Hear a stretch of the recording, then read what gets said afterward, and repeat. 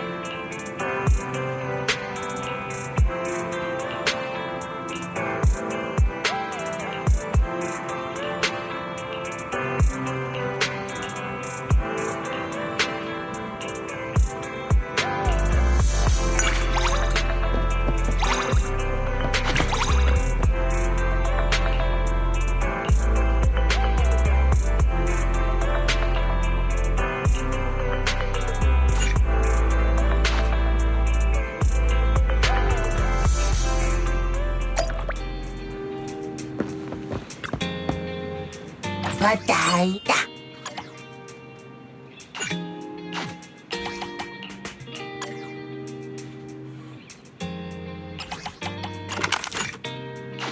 Matain na daw!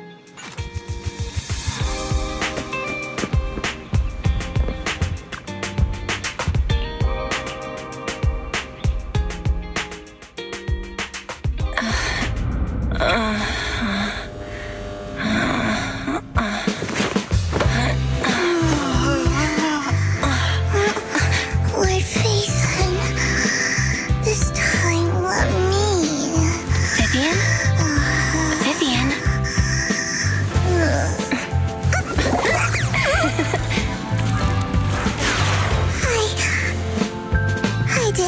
disturb your sleep, did I?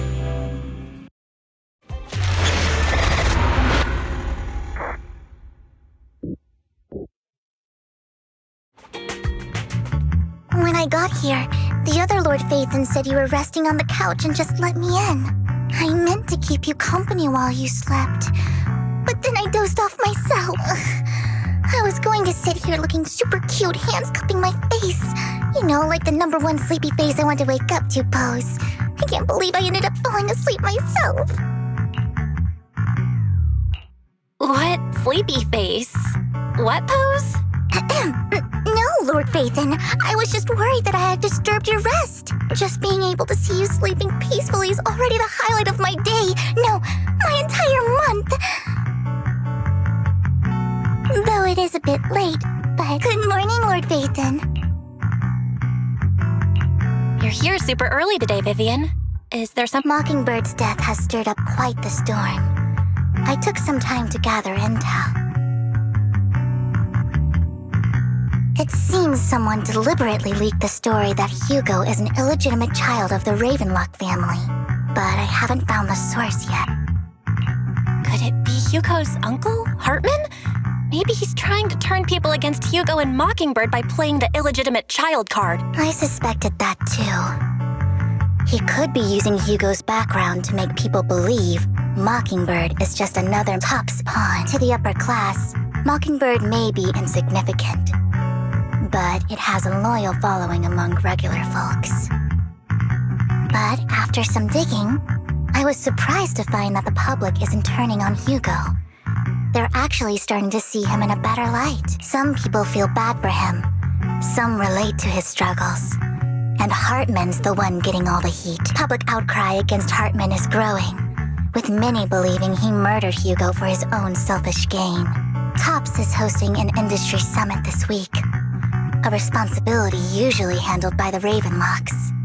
If I'm not mistaken, Tops is intentionally keeping its distance from the Ravenlock family due to the current public sentiment. Is someone trying to take advantage of this to get rid of both Hartman and the Ravenlocks? I think Hartman knows this too, which is why he's completely vanished. Hartman must have taken the sacrifice core. Now that he holds this bargaining chip, he is definitely going to negotiate his way out of this with the Exaltists. Sorry for interrupting, Vivian, but I need a quick word with Belle. Oh, no problem at all. I'm sure you have important faith in matters to discuss. Take your time. I'll just... We can't make our guest wait outside. Belle and I will step out instead. Oh, don't mind me, Lord Phaethon. I wanted to browse the videotapes anyway. I'll be right here. Just let me know when you're done. Belle, Lycon's outside the video store. He knows Vivian is with us, so he's stressing over what he did to Hugo in front of Vivian. But he really needs to talk to us. I'll go talk to Lycon. Honestly, neither he nor Vivian is at fault.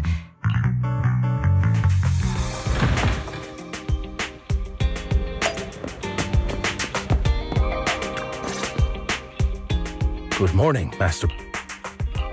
Good morning, Lycon.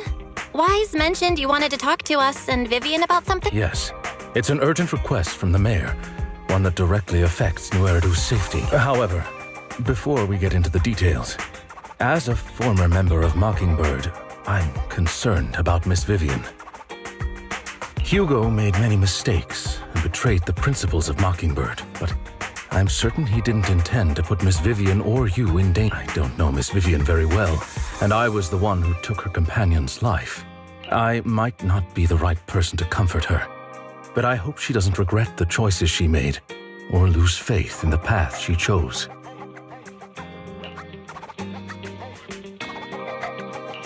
Vivian's doing just fine.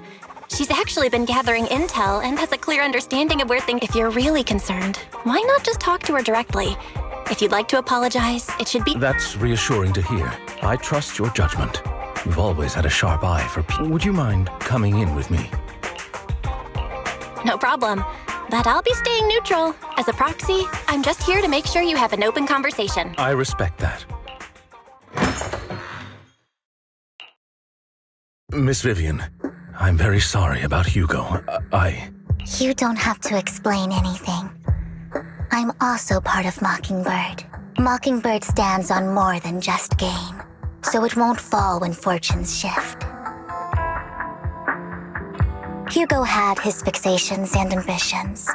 I also have things I must see through. I'm determined to get to the bottom of the Exaltists and the sacrifice. Miss Vivian, as a former member of Mockingbird, you have my deepest respect. You have my word, whatever comes next. As for Hugo, please accept my condolences. Condolences? That's not necessary. Mockingbird has plenty of tricks up its sleeves. You're right. Huh? That's it? Master Proxy, I believe we all share the same goal. Uncover the truth of the Exaltists and the sacrifice. The mayor has tasked me with inviting you to take on this mission, and hopes we can work together moving forward. If the mayor wants to work with us, I trust he will demonstrate his sincerity in kind. Mockingbird will not serve as a pawn for the powerful. That will never change. Of course. While the mayor cannot handle this personally, he will make sure we have all the intel and support we need. Miss Vivian, I know you have your own intelligence network, but for some high-profile shady dealings, perhaps the mayor can provide you a different perspective. Please, take your time to discuss. If you're open to collaborating, I'll set up a call with the mayor so he can speak with you both direct. I need to discuss this with Wise and Vivian. Of course, I completely understand. When you've made up your minds, you can find me at the Ballet Twin.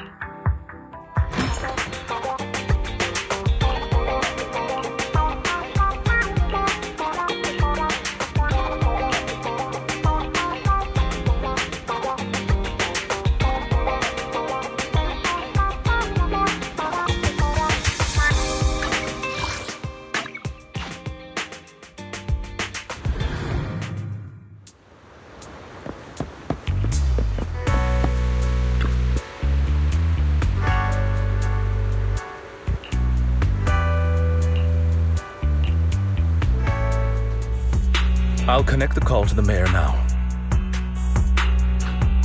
My dear friends, I'm glad you're willing to keep working with me. I'm truly sorry about what happened to Mr. Hugo Vlad. I didn't anticipate things would turn out this way. As mayor, I can't fully condone Mockingbird's actions, but personally, I had a lot of respect for Mr. Hugo Vlad. I looked further into Bringer's map. The sacrifices were created by an Exaltist named Landon, who was active in Janus Quarter. Mr. Landon passed away in an accident a few years ago. Before he died, he was researching sacrifices and was said to have created a batch of serum that can turn living people into sacrifices. The problem was, the serum wasn't stable, and after his death, the recipe was lost. No one knows what happened to the Exaltist in Janus Quarter back then, but it's clear that after the leader died, there haven't been major Exaltist activities in the area. Bringer's map marks the locations where the Exaltists' most successful attempts at creating sacrifices were. Since this person has already passed away and the Exaltists haven't been active around here for a while, then could it be that this is just Hartman acting on his own? Unfortunately, that's not the case. My sources confirmed that Hartman had been secretly in contact with someone, and Is it possible it's someone from TOPS? TOPS is a huge alliance of corporations. They wouldn't bother getting their hands dirty. Instead, they just sit back and reap the rewards. Everything Hartman is doing is to secure his place in TOPS and strengthen his power within the Ravenlock family. If my guess is correct, Hartman has gotten in touch with the remaining members of the Exaltists that used to follow Landon, helping them create new sacrifices. But what's in it for TOPS? There's no way the Exaltists would just hand over their secrets about sacrifices to Hartman, right? A sacrifice outbreak would throw the city into chaos. And that's when TOPS steps in, taking control of the situation on their terms. The public will see the mayor as incompetent. And when that happens, public trust will shift towards TOPS.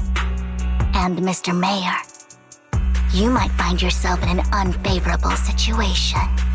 Still sharp as ever, Miss. So, What exactly do we stand to gain from partnering with you? Please don't tell me you're doing this out of some noble concern for you. I'm not some hero of justice. And I don't believe in lofty ideals or empty... We have a common enemy. While our ideologies may differ, we can work together on them. And as proof of good faith, I may not know exactly where Hartman is, but I can... So it was you behind the rumors. No wonder I couldn't trace the source of the public outcry. I'm not the one who started the rumors.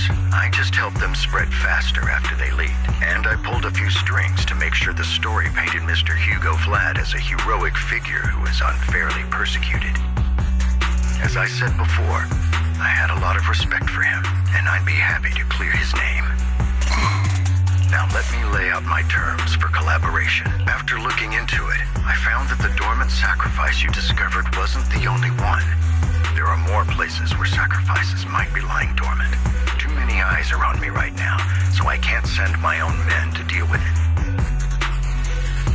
I'd like to ask you to retrieve the sacrifices from those locations. I'll make sure to dispose of them once you do, so no one will be able to use them. On top of that, I've asked a friend to help monitor your physical condition, and maybe even uncover more of your potential. You don't need to worry about her capabilities. She's a Void Hunter rank special investigator. Really? A Void Hunter rank special investigator is going to be assisting us? And she's involved in our teacher's research? That's right. She's heading to Janna's quarter for some business. She prefers to assess things on her own, and will reach out when the time is right. So it looks like you both are on board with this commission and ready to help recover the sacrifices? We don't want new Eridu falling into chaos either. I know you won't let me down. Given our positions, we might not be friends, but we're definitely not enemies. I'll leave the rest to you then.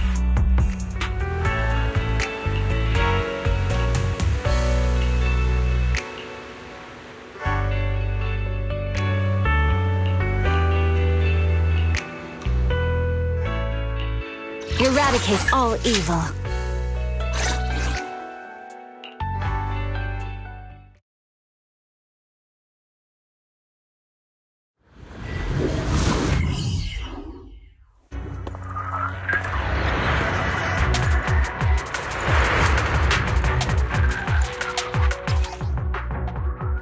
Lord Phaethon, thank you for trusting Mockingbird and me.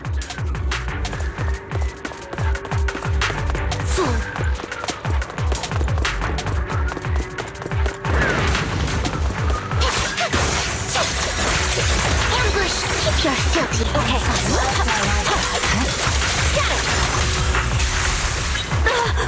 Leave it to me.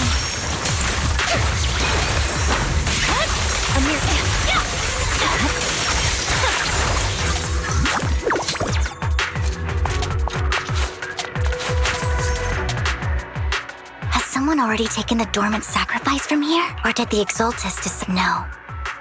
If these dormant sacrifices aren't handled carefully, they could awaken and turn against anyone nearby. Did she realize the mayor was looking into this?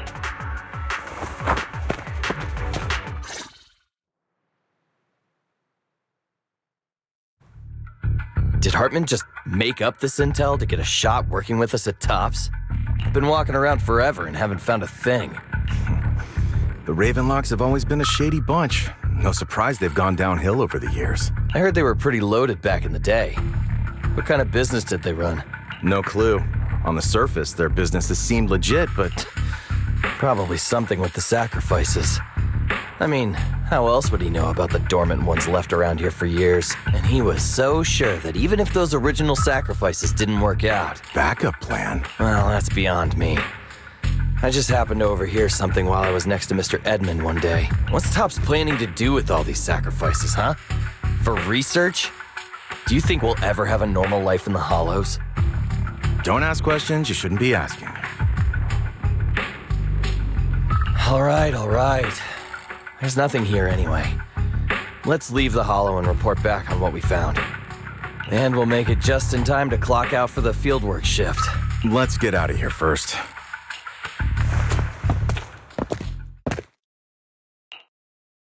Hartman, that fool. He'll do anything to get into Tops. She's an Exaltist. Human lives have never mattered to her. Vivian, I've been dying to know. Who's this she you keep mentioning? I apologize for losing my composure. The she I'm referring to is with the Exaltists. Someone I have a history with. That's why the moment I heard about the sacrifices, I felt compelled to uncover the truth. I never meant to hide anything from you. It's just that, for me, the Exaltists bring back painful memories. And so, Lord Vathan, please give me a little more time. Once I've gathered my thoughts, I promise. Sure, I won't pry anymore. Everyone's got a past, and you don't have to dig up old wounds if you don't want to. I can see the Vivian I know now is super brave and kind. I believe you've really put in the work. Lord Vathan, if we weren't in such a hurry, I'll make note of this and make sure to get it done before bedtime. First things first, let's track down those dormant sacrifices. The Exaltists have probably realized someone's after them by... I wish we knew what Hartman's backup plan is. I just can't shake the feeling that... something bad is about to happen. Worms below.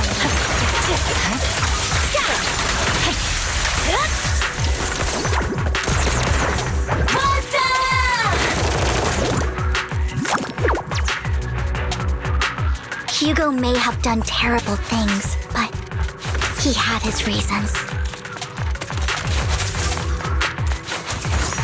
Mockingbird might be seen as the bad guys by a lot of people, but...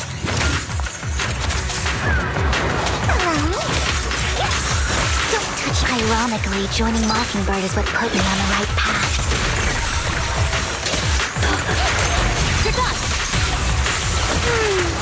For the first time, I'm needed for more than just my curse.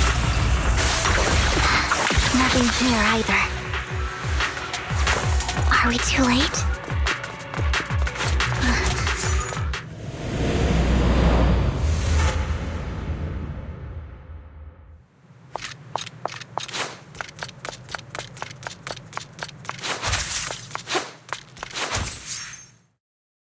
I knew it was you, Camille! What are you doing here? Vivian, don't call me sis. I'm not your sister. Are you trying to stop the Exaltists? I never left the Exaltists. You know what Landon did back then! Lord Landon did it for the Creator. His methods may have been extreme. Back then, you walked away. You should do the same now. We didn't meet today. What's wrong? Are you being forced into this? Help me? Like how you helped her? Vivian, you're crying. You see me, don't you? No, You haven't changed a bit, Vivian. No need to hide your tears. I know exactly what's ahead for me. You've made your choice. And I've made mine. One last piece of advice. Stay out of this. She loathes you. I won't tell her we met today. Don't show yourself around us again. Camille!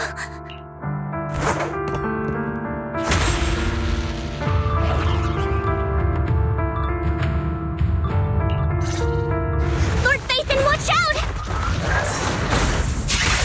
I'll tell you what that was about later.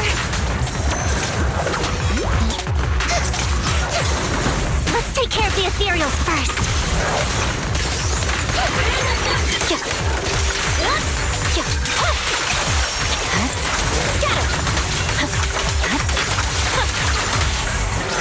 Out of my sight.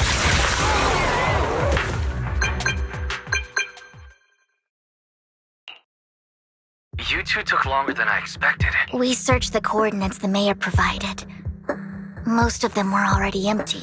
Camille, the Exaltists have been actively destroying the dormant sacrifice. The Exaltists? There's no reason for them to go after the sacrifices, right? Vivian is telling the truth. I saw it too. And one of them, I thought she would leave the Exaltists after Landon's death. Do you have a history with the Exaltists, Viv? When I was a child, I stayed with the Exaltists. Back then, Landon was one of the most respected figures among the Exaltists in this region.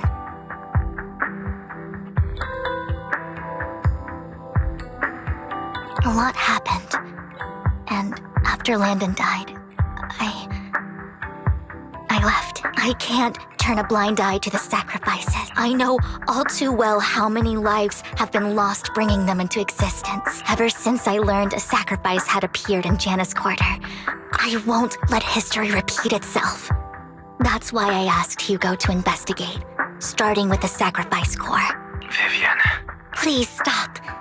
I'm not looking for comfort. I'm just recounting the story for you to understand that we've got bigger things to focus on. But when I do, I hope you'll make time for me, Lord Vathan. Just so you know, No worries. I'll totally have your back until... Okay. That conversation between those two TOPS employees back in the Hollow is still bothering me. They said Hartman had a backup plan. And that got me thinking about some news that was quietly swept under the rug. Lately, there have been mining accidents in Ravenlock-controlled areas. The families were paid off with huge settlements, way more than, but considering the Ravenlock's financial position, why would they be so generous with payouts? That sounds sketchy. Are you saying they made up the accidents and the workers' deaths? Precisely. I don't think those workers died in mining accidents. I'm planning to reach out to some old friends, see if they've heard anything about this. Do you have time, Lord Vathan? My contacts are just near 6th Street. I'm in. Let's go together.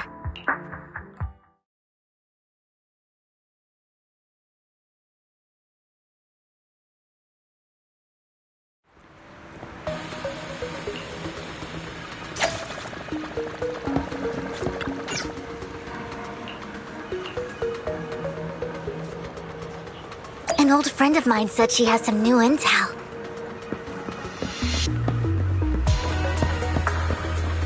She's like a mentor to me.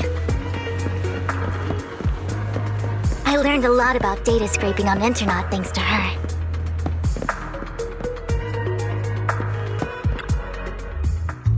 Rain! Long time no see. Yeah, it's been a while. Rain? You two knew each other? Yeah, Vathan. Rain, you actually know that Lord Vathan is Lord Vathan? No, I mean, you actually know Belle is Lord Vathan. I didn't know right away. One time, I needed a favor from Nicole. I only found out after meeting them. I mean, who would expect a legendary proxy to be running a video store for a living? Rain, let's not bring up old... Why are you all tense? Right! Lord Vathan lives on 6th Street too, and might know your idol. Remember when you traced that post on Internet to 6th Street and actually went to check it out? And you came back all bummed, spouting nonsense. Like there was only a black cat at the location, and maybe your idol is actually a talking cat. Or... I know that black cat. I'm always sneaking at snacks. Lord Vathan, please, let's drop this topic. Come on, Vivian. It's been years, and you still won't say who. If you'd just let me, I'd have tracked them down ages ago. I get it. You want to find the person who's important to you on your own. But you've tried so hard already. It's okay to lean on me a little, you know. I'm sure your idol won't hold it against you. I shouldn't have come to see you. Huh? What? Hey, Rain. Vivian said you might have some new intel. So let's get to the important stuff first. All right, let's get down to business. The Ravenlock family's claim that those missing workers died in an accident? Don't buy it. The last signal from those workers was near the Hollow. Then communication went dark. I think they were taken into the Hollow. And yesterday, I picked up that the Ravenlock family secretly hired some people to search the Hollow's perimeter. I caught a weird distress signal from someone and managed to track down the source. When I tried to reach out, the signal cut out completely. The last trace of the signal was near Lumina Square. Finding someone in real life isn't really my thing, so that's where you come in. Okay, we'll check things out. You just said this is something you're sure of. Do you have anything you're unsure about? I dug up some info online, and one thing stood out. A few days ago, the place was locked up, so no one could see what was happening inside. Not sure if it's related to your search. If you don't find anything useful around here, it might be worth checking out. Well, that's all I have for you. Thank you. Don't get all emotional on me now. I'm just helping out a friend. This one's on the house. Consider it payback for the But if you still want to find your idol, hit me up. I've been curious for what— All right, don't worry about it. I'll manage it myself. Stop being so nosy. Nosy? Nah, just professionally curious. But honestly, whoever they are in real life, they've become a part of you. You've come a long way in this search. I much prefer the person you are now. So if you find this person, don't chicken out. People will appreciate you for who you are. Rain. I might not care about the real world or what it'll be like, but I hope everyone I know can live a good life. I'm counting on you to save the world. All right, I have other business to take care of.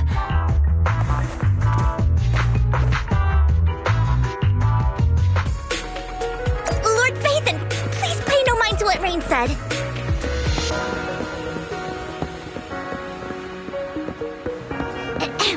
That big guy's up ahead. Let's hurry.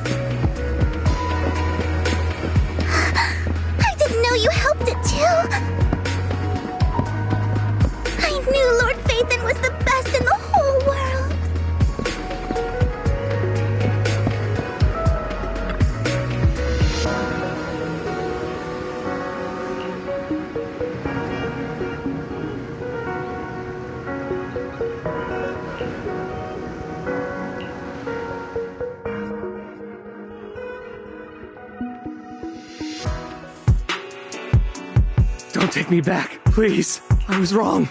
I know I messed up. I don't want— Please, no. Who are you? I won't say— I don't know anything. I swear. We are not PubSec, the HIA. We won't force you into anything. What do you want from— We simply want to know where the Ravenlock family took you and what they made you do. I can't say. I can't tell you. I have a family. You never saw me. Don't you wish to see your family? I don't deserve to see them. It's my fault.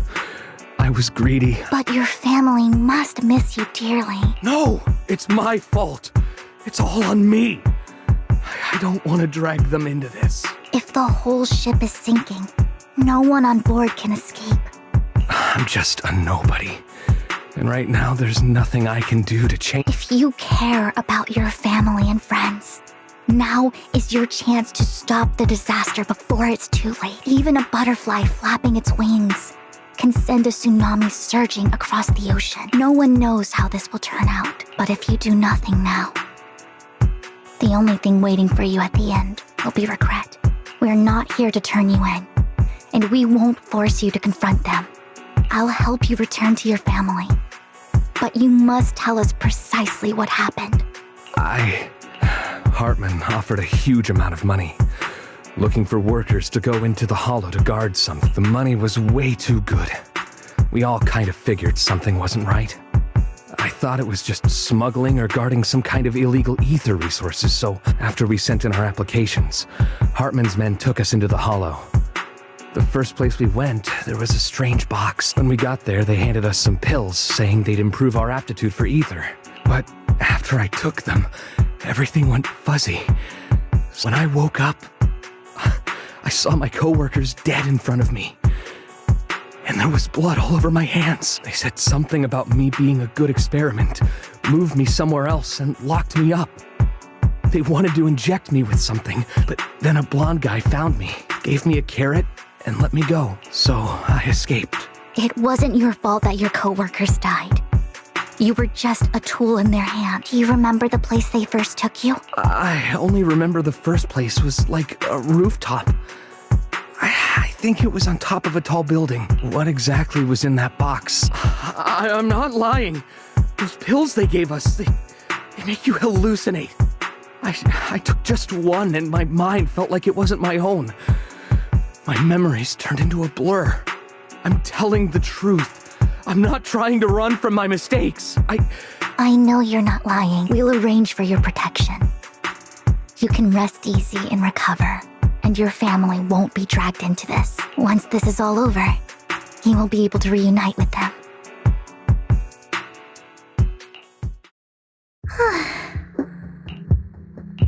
I've been meaning to say this for a while, Vivian.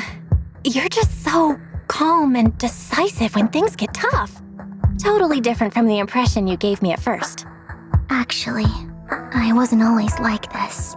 There was even a point where I just wanted to disappear. As if my very existence was the source. I wondered. Perhaps leaving it all behind could put an end to the pain. Whoa. It's hard to imagine you like that. I mean, you had this super intimidating vibe when we first— Well, I was on a mission at the auction when we first met. And just as Rain said, I've come a long way from who I used to be. Speaking of Rain, it's still wild to me. I never thought you and I would have mutual friends. And you even know one Denny Boo. Can you believe we might have passed each other so many times without even realizing it? Enough about me. Tell me more about you, Lord Vathan. Where have you been? And what have you experienced? Looking back, I feel like I've been through a lot lately. My brother and I even lost our faith in account. Oh, everything started when the Cunning Hares took something from the Red Fang gang.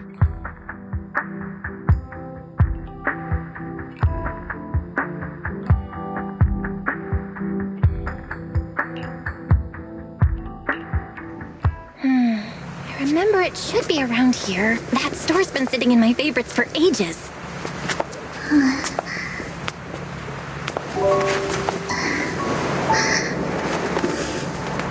Lord Vathan! What's up? I've seen that black cat on 6th Street. That harmonica in the outer ring you mentioned. I've heard it before, too. I've even been to the monument outside HoYoverse. But none of that was a coincidence. It was me.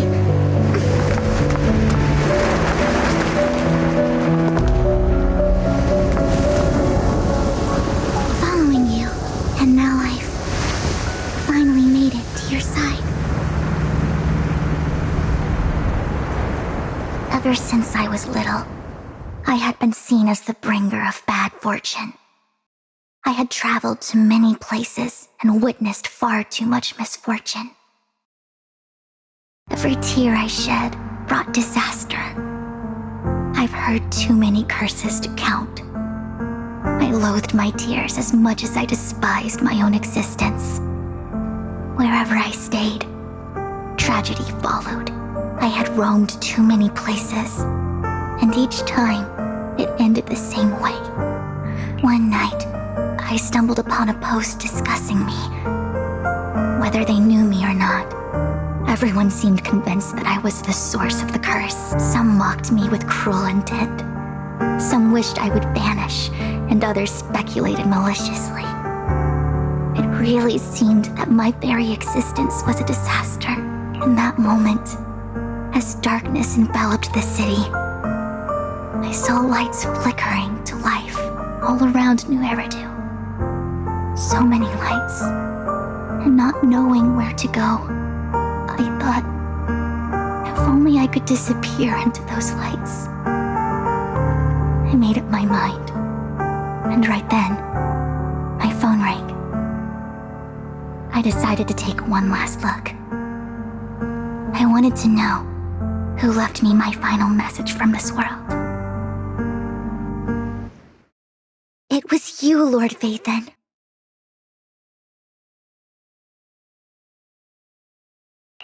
Wait, really? Me? Yes. And I checked with the other Lord Vathan. You were the one using the account at that time. But I know you probably don't remember it. After all, it was just an ordinary day, with an ordinary post and meaningless comments online. But for me, it was the night I wanted to walk the paths you had walked, see the sights you had seen. And then, one day, share it all with you, face to face. What did I even say in that comment? I can't remember off the top of my head. Well, you'll have to figure it out for yourself. I'm not telling you. Huh? No! So, Lord Vathan, thank you.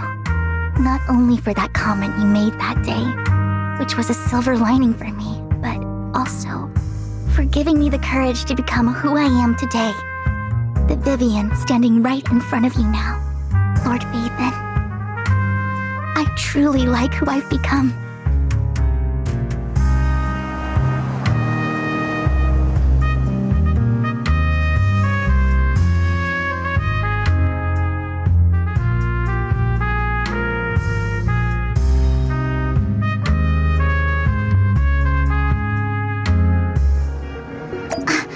Lycon just sent a message.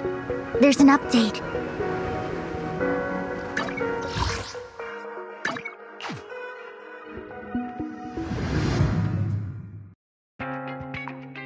Belle, you're back. Lycon told me he wanted to meet up with us online to discuss things when you returned. I'll call him now.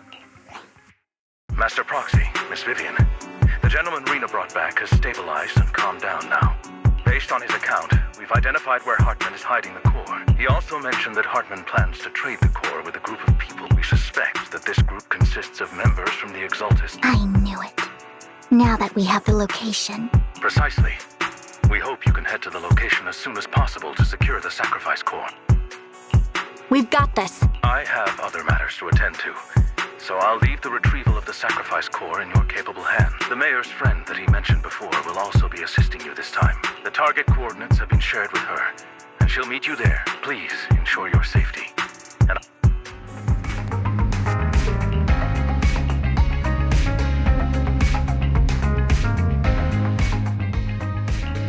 Eradicate. Officer, this is the... My blade is ready.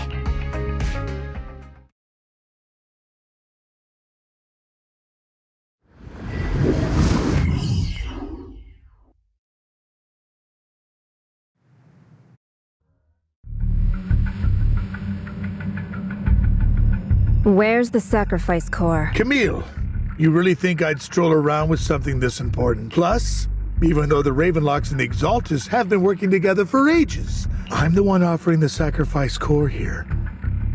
I'm curious what Lady Dina's got lined up for me in return? I'm just here to verify that the core you mentioned is real. Our partnership isn't just talk. We need to be sure you have what we need before moving forward. Sure thing. I'll take you to where I keep the core. Once you verify it's legit, have Lady Dina come over. We'll lay everything on the table face to face. All right. It seems Hartman is trying to bargain for more. It's just that... Why would they only send Camille for something as important as the sacrifice core? And I can't shake the feeling that Camille doesn't want Hartman and Dina to meet. Why is that? Who's this Dina he just mentioned? Kind of. Lord Vathan, I really think we should hurry. We must get to... I've got a shortcut planned, but there are gonna be ethereals along the way. I'll let you handle them, Vivian. Don't worry, Lord Vathan.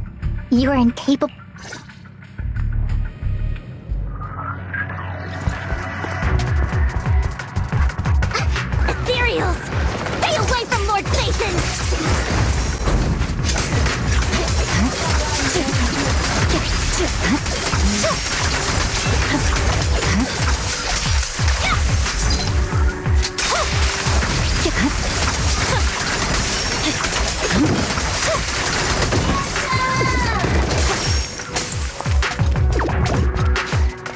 Hartman's trying to negotiate for more leverage.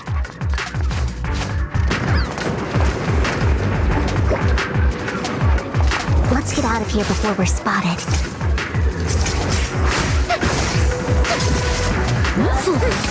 Okay.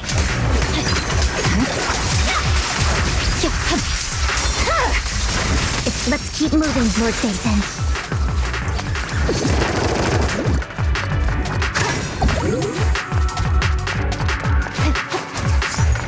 Leave the enemies to me, Lord Dathan.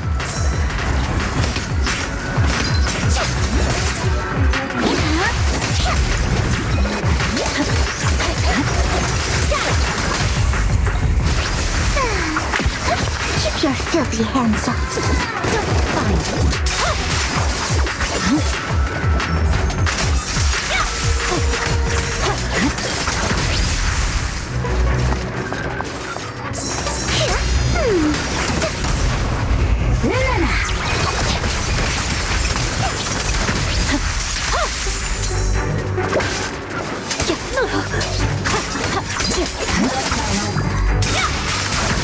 They're still over there.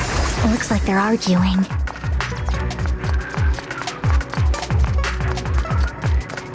This is our no matter who has the sacrifice core, Hartman or the Exaltists. It would be really dangerous.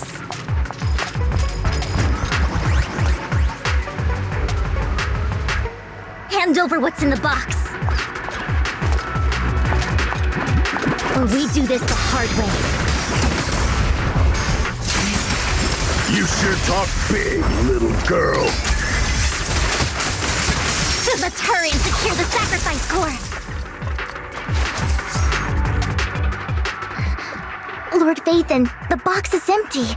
So Hartman never kept the core here to begin with? How did you even find your way here? Where's the core in the box? What did you do with it? You call this keeping the sacrifice core safe?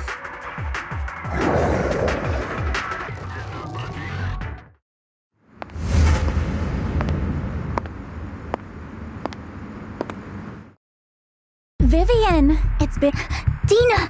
Oh my, you actually remember me. Look at you, thriving. I thought you'd totally forgotten about our past. So, tell me, do you ever dream about the people you've killed? Are they crying in your head all night? Back then, I had no idea. You had no idea? While you were soaking up all that love from Daddy and everyone else, you had no idea what was going on? I wasn't... Lady Dina. Camille, when did I say you could meet up with Hartman today? I just wanted to make sure the sacrifice core is legit. Really? Just a few words from Vivian and you'd be plotting my demise. I won't, Lady Dina. Don't even think about betraying me, Camille. However, I do understand your worries. This core, it's fake. No way! I got this straight from Hugo! How can you just claim it's fake without any proof? Ugh, seriously?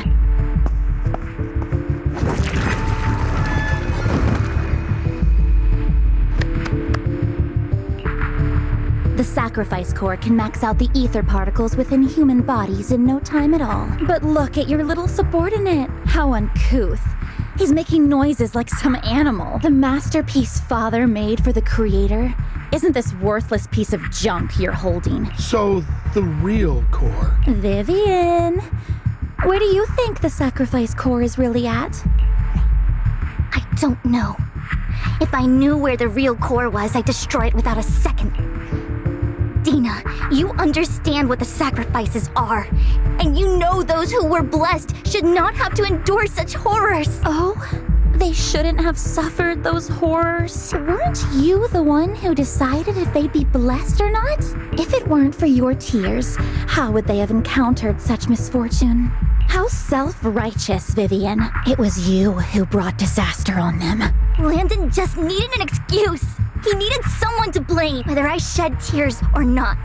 He'd treat living beings as mere subjects for his sacrifice experiment. Dina, you know all of this. Shut up, shut up, shut up! Father did it for his great cause. Vivian! Why do you always mess everything up for me? You did it before, and now you just had to ruin my plan. I was so close to fulfilling Father's last wish. If you don't give me the sacrifice core, be prepared to become food for the ethereal. I told you I don't have the sacrifice core. Lord Phaethon, find the right moment to retreat. She can be quite unpredictable when her temper flares. Oh, really? Then I suppose there isn't a reason to keep you alive.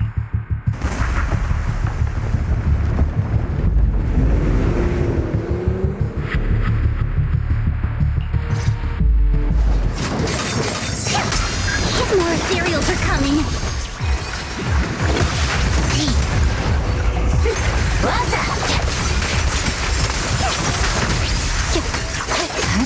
Too many. There's no chance to get out of this.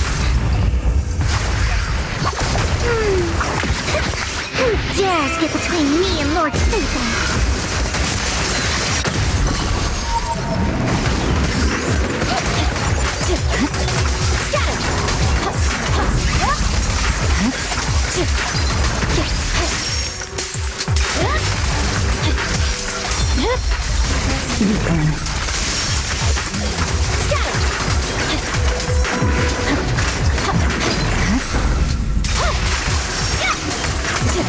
Stay away from Lord Phaethon! There are so many.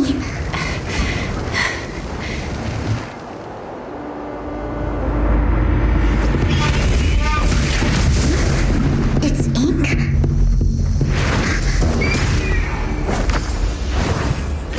Shun Palace, good fortune, closed gate, safety. What? An evil miasma gathers here. Another place of conflict. If you wish to avoid disaster, then head southeast.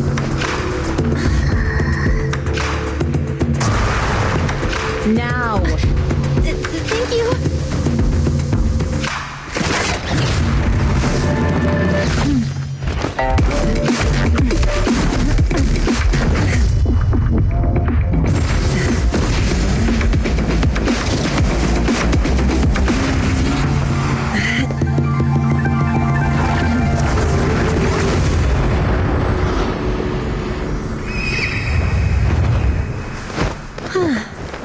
Finally, peace and quiet. You must be Belle. Mayflower mentioned a special partner might need my help. Can I ask, who are you? I'm the 13th generation master of Yunque Summit. Mayflower passed along your info, and I was curious what kind of person you are, so I came to see. At first, I thought it might be a hassle, but your energy feels really calming. Quite nice, actually. Oh, so you're the investigator the mayor talked about. Yes. He also asked me to be your temporary teacher and offer you a bit of guidance. Guidance? What exactly does that mean? Unfortunately, this isn't the right time or place to talk. I have some investigation work to catch up on, and it seems you've got. I'll find a good time to visit you soon.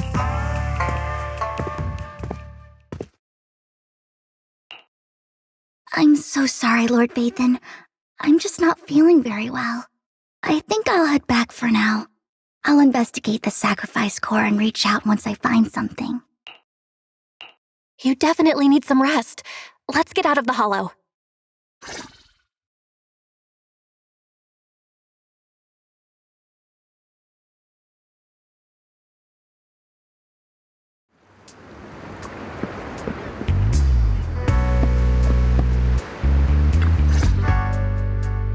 Lord Phaethon, I'm not in a hurry to get back. You've been kind of off since we got out. If something's bugging you, just spill it if you want to. I'm a pretty good listener, you know.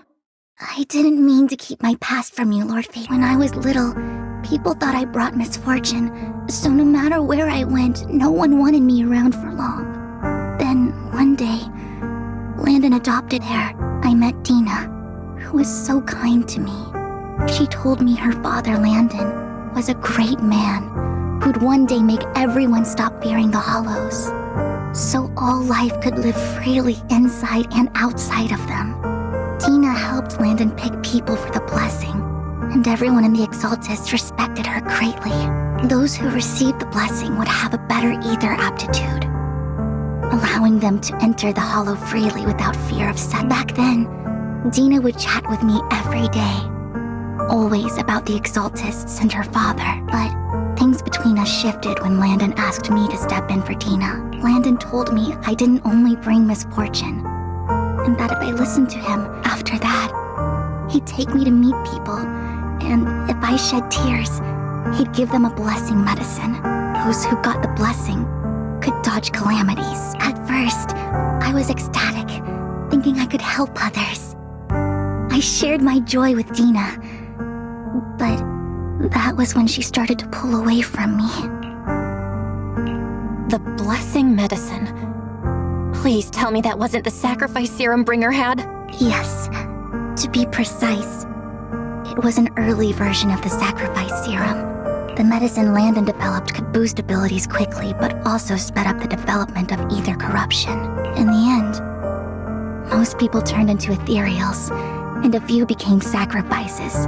The ethereals were killed while the sacrifices were given to the higher-ups of the Exalted. The Exaltists wanted the sacrifices to hold human consciousness, so Landon's medicine was seen as a failure. One day, I saw Dina, and tears streamed down my face. In a bid to save his reputation, Landon decided to let his own daughter receive the blessing.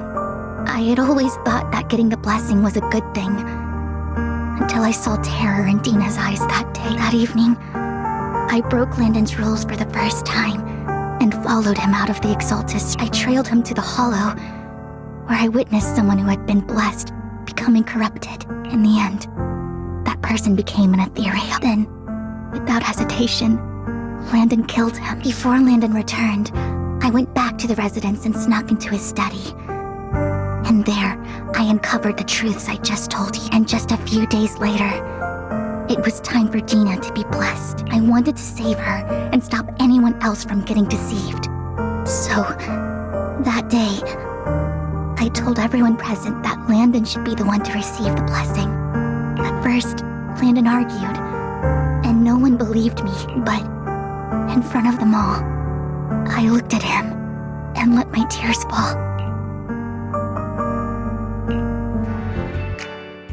Lord Landon, please accept the blessing. Vivian, you... Why won't you accept the blessing? Were you lying to us? Ungrateful fools! You have no use anymore! Liar! Run! Run! Dina! Dina, wake up! Vivian?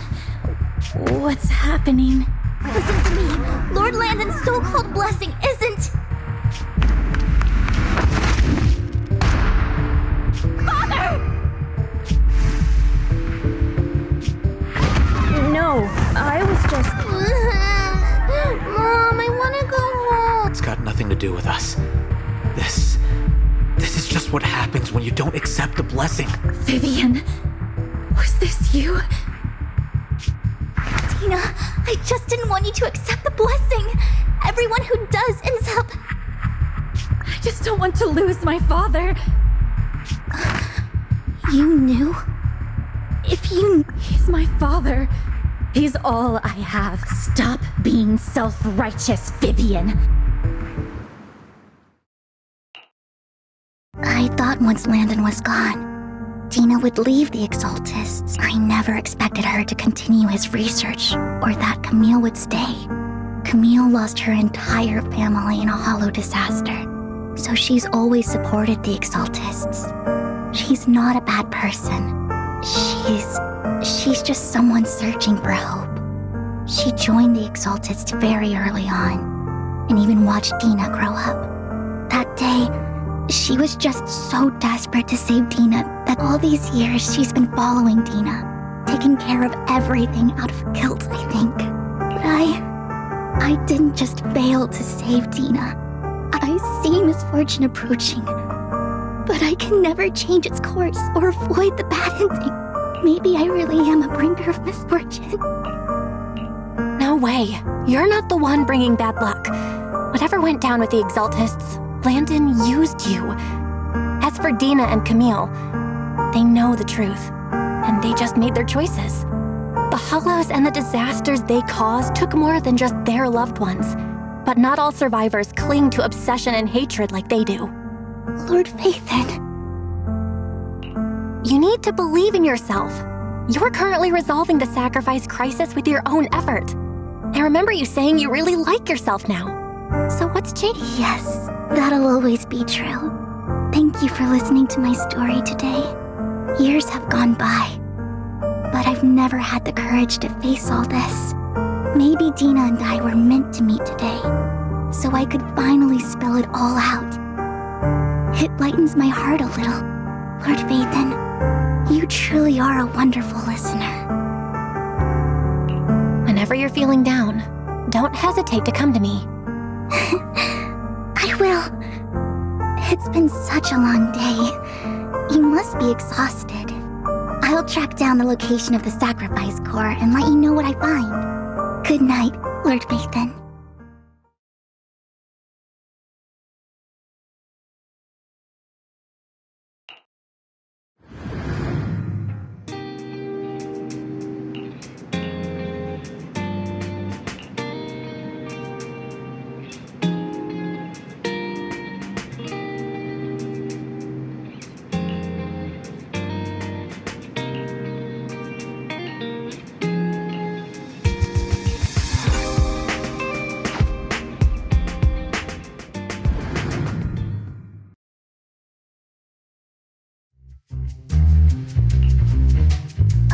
Sure.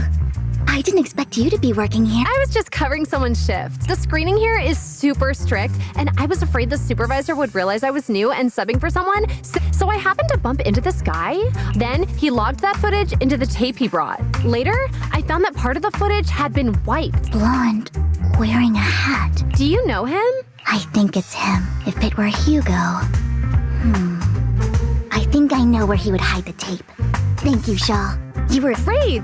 You also helped me a lot when I started working. If it weren't for you cleaning up my messes, I would have been fired ages ago. All right, go ahead and do what you need to do.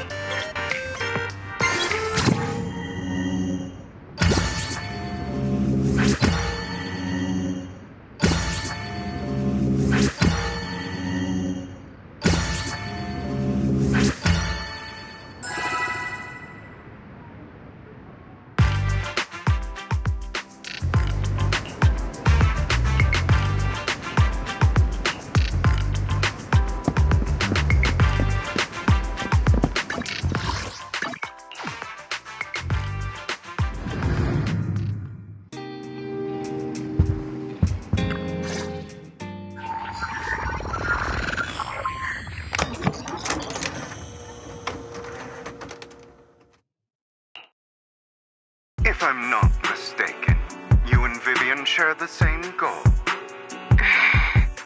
Silence is no good for negotiation. I just don't want Dina to reach a point of no return. Hasn't she already reached that point with what she's doing? The formula for the Landon serum was lost, but a batch survived, and Dina was able to develop a substance that can be used for mind control.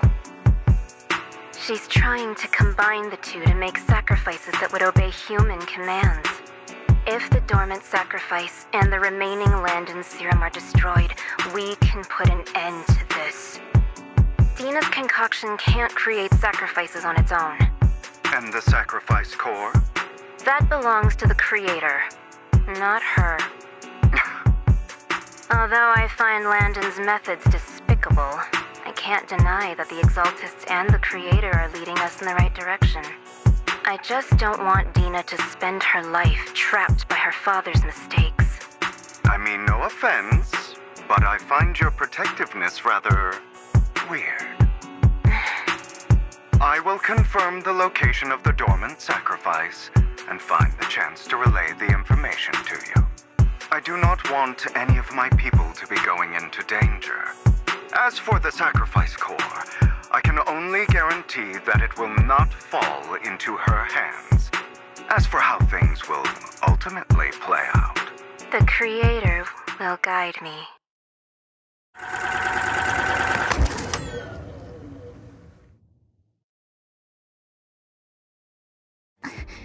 Camille was actually destroying the dormant sacrifice? Now Camille's actions make sense. But why did Hugo never tell us? Hugo... Belle, Lycon said there's something urgent he needs to discuss with us right now.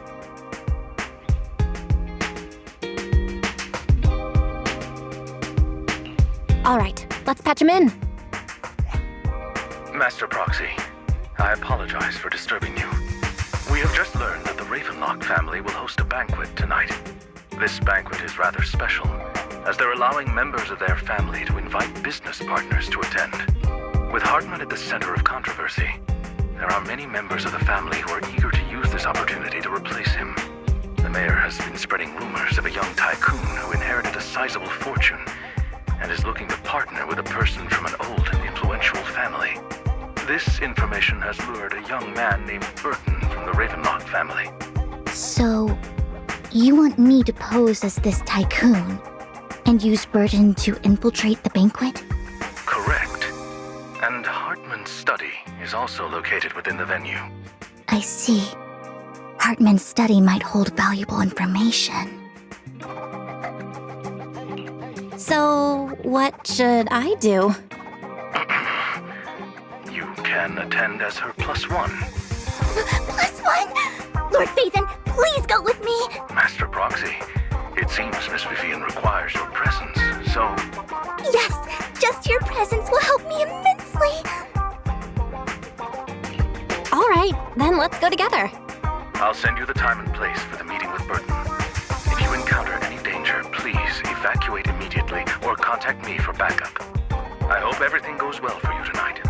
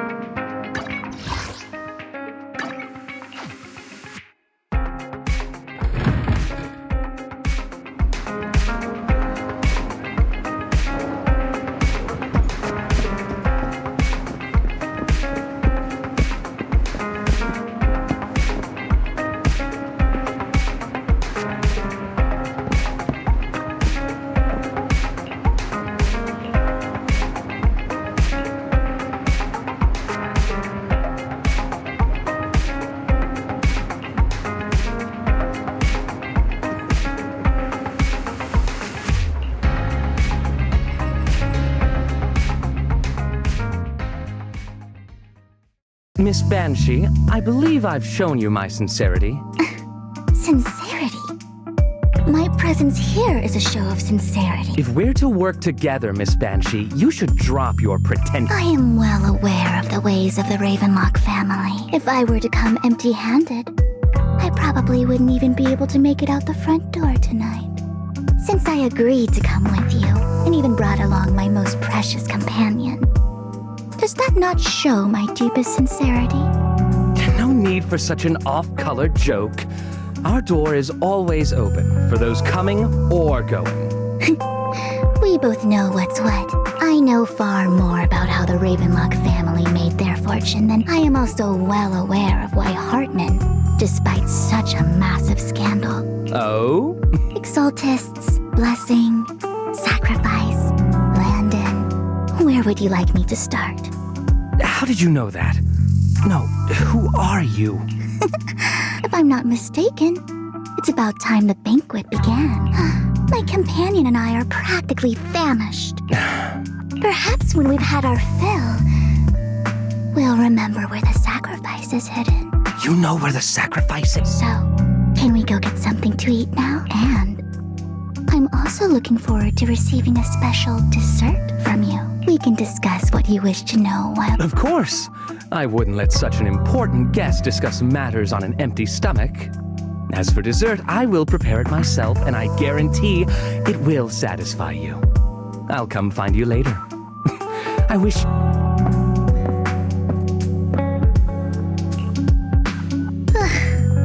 These kinds of people are exhausting to deal with. I really don't know how Hugo used to put up with it. Wow, you were so cool just now. Like a powerful, noble lady. You said... It's just some techniques Hugo taught me. Like that dessert I mentioned. It means I want them to offer more if they want. Fortunately, that old fox Hartman is terrified of losing power. He's definitely keeping the destruction of the sacrifice and the fact that the sacrifice core is fake. Otherwise, Burden wouldn't have been so willing to raise his offer. Lord Phaethon, let's find Hartman's study when the banquet is at its busiest. All right, I've already taken note of the surrounding terrain. Once more people arrive, we'll enter the garden through the door in the corner of the banquet hall. Wherever you go, I'll follow, Lord Phaethon.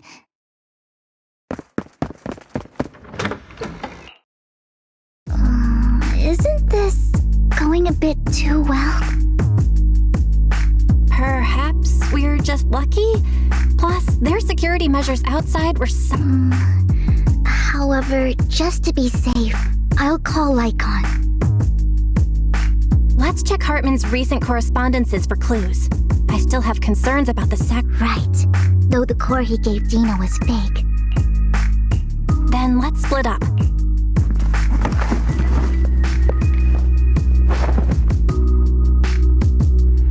Esteemed guests, is the catering at the Ravenlock family banquet not to your satisfaction? So much so that these two distinguished guests felt the need to come to my humble office to scavenge for food. Don't want to come out? Well, after all, you don't have long left. Burton, that greedy idiot, fell for the mayor's trap. But I never expected that he would bring you into my territory. I suppose I should thank him. Otherwise, I would have had to go to great lengths to eliminate you. Vivian, Phaethon, give Hugo my regards. Tell him I shall be taking the wealth and power of the Ravenlock family for myself.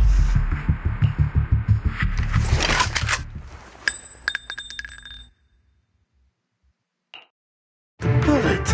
How?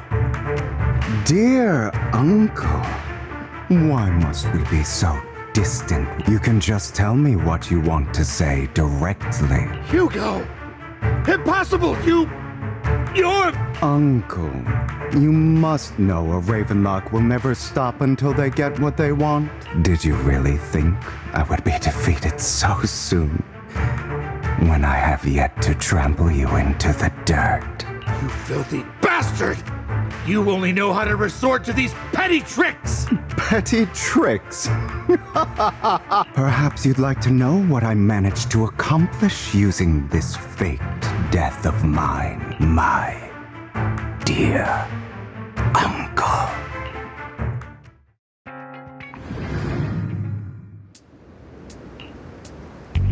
Faking my own death. Hope it's all worth the theatrics in the end. It was just to keep Hartman off my back, but maybe I went a little overboard. The manager must be pretty shaken up. I should apologize at some point.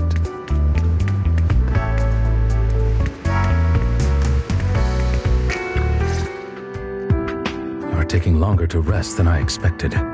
Lycon, you think too highly of my physical capabilities. Well, thank you for your cooperation. I must say, if nothing else, at least your acting skills have improved. Why do you look so angry? You should be happy. We pulled that off together with flawless teamwork and managed to fool everyone. Drop your foolish facade. I'm glad you still remember the code we set all those years ago. And thank you for ensuring your sleight of hand didn't deteriorate. Oh, right. I should also thank the blood bag hidden. Do you remember when we last... Sometimes I really don't understand you. Have you never thought about what the consequences would be if I didn't understand your code? If I decided against helping you? Or if I just couldn't control my strength properly? You'd understand it. Of course. If things really did go awry, I had alternative plans. You wouldn't be so arrogant as to think I'd bet everything on you. You're insane. Aw, I'm flattered. So what exactly is the purpose behind all this? Surely after going to such great lengths to erase your own existence, you don't just plan to hide here and reminisce about the past with me. Don't try to brush this off. I've already helped you enact your plan. Tell me the truth. Don't get your tail in a twist. I have more plans that require your assistance, so naturally I would not hide anything from you. Simply put, as things stand, whether as Hugo Vlad or as Mockingbird, I am doomed to die. Seems you've made quite a few enemies. As a member of the Ravenlock family, I negotiated with Edmund and managed to obtain resources from Tops for my future plans. I also confirmed what attitude they held toward your master, the Mayflower family. Meanwhile, I used my identity in Mockingbird to strike a deal with Hartman and gather information on their collaboration with the remnants of the Exaltists. That's where I got my intel on what Bringer left. Oh, by the way, he's probably figured that out by now, right? Though I'm not sure if he told you. The mayor learned about the sacrifice attacks through his own means, but lacked an opportunity. You aren't hopeless yet. How delightful. In short, I'm more well-informed than your lot because I get around. But of course, it comes at a cost. It's only fair. After all, you can't hide the smoke from a wildfire. Rather than trying to carefully tame it and risk setting yourself alight, it's better to let it burn free. When I helped you put on your little act, killing you in front of everyone, you left the Oh, yes. And it worked like a charm. Another crucial point is Vivian and Phaethon. Although I feel bad for Phaethon about what happened, but it had to be done. That's the only way they would be safe, allowing the plan to continue. I noticed that you never turned your blade toward Master Proxy. So, those were... I will bloody my hands. I will carry the weight of my sins. I will become the Abyss. Obviously, it was all an act. My acting has always been impeccable, as you know. Hugo, you're taking such a tremendous risk. Why?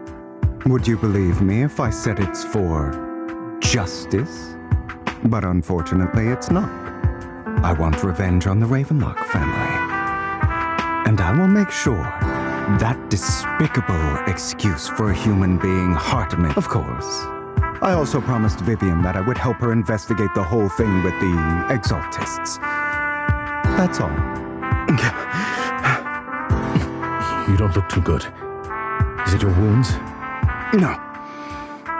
This is the first problem I plan to resolve.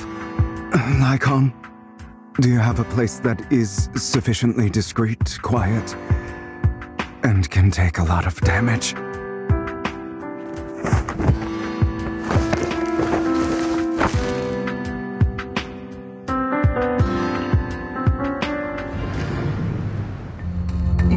What exactly are you doing? Don't look at me like that. If I didn't have to do this, I wouldn't. Hartman recently obtained a bizarre substance, most likely from those crazy. After use, it allows control of the victim's mind. You were dosed with it? To be more precise, Lycon, I deliberately allowed Hartman to put this drug in my cup to facilitate our previous collaboration.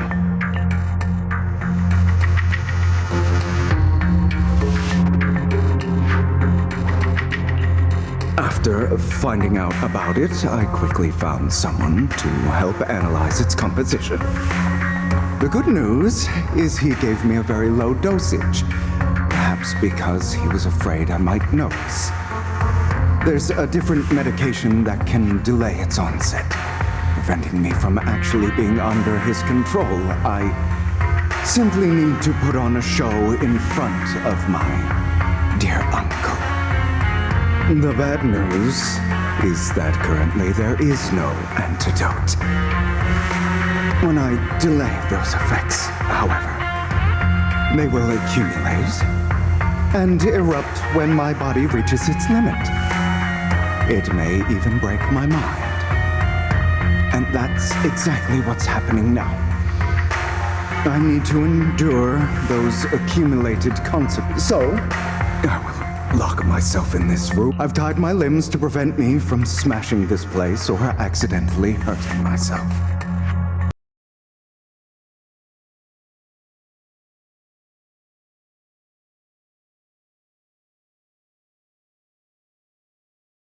Anyway, after you leave, do not open this door, no matter... I recommend seeking professional medical assistance. This is advice I received from a doctor. So, Lycon, come find me here at the scheduled time. All you need to do... What if I want to stop you? You know you won't succeed. You never have. And you never will. Well, time is short. I understand. Don't die, you stupid bastard.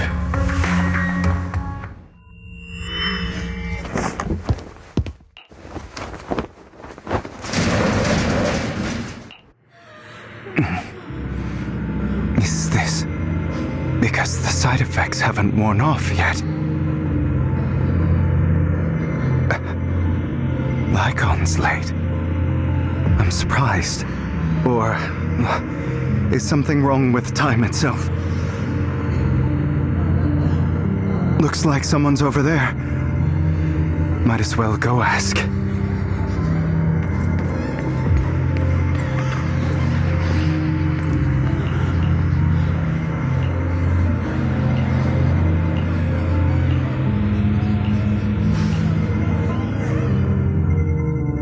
All your fault. I wish I had never given birth.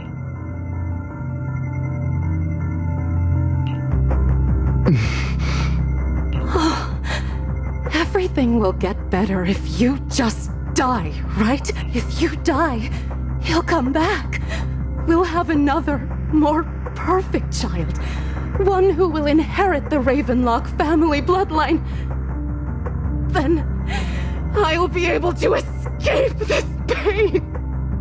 So, Hugo, for the sake of Mommy's happiness, just die, okay?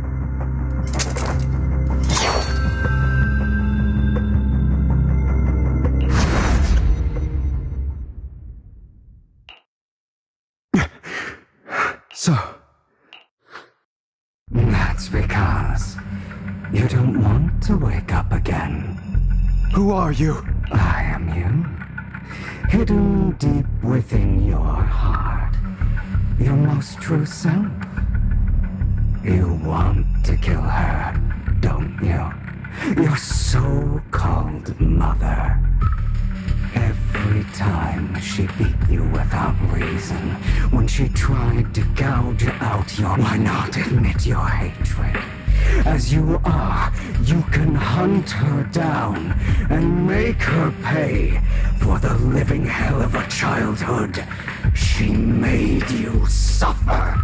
Yes, I hate her because she was foolish and shallow, greedy and stupid. I hate her because she doesn't deserve to be a mother. She did everything she could to try and get into the Ravenlock family, believing she could live a life of luxury without having to do anything and never realizing she was a pawn, discarded from the very beginning. So she chose to blame me. Blame me for my heterochromia. Blame me for my very existence.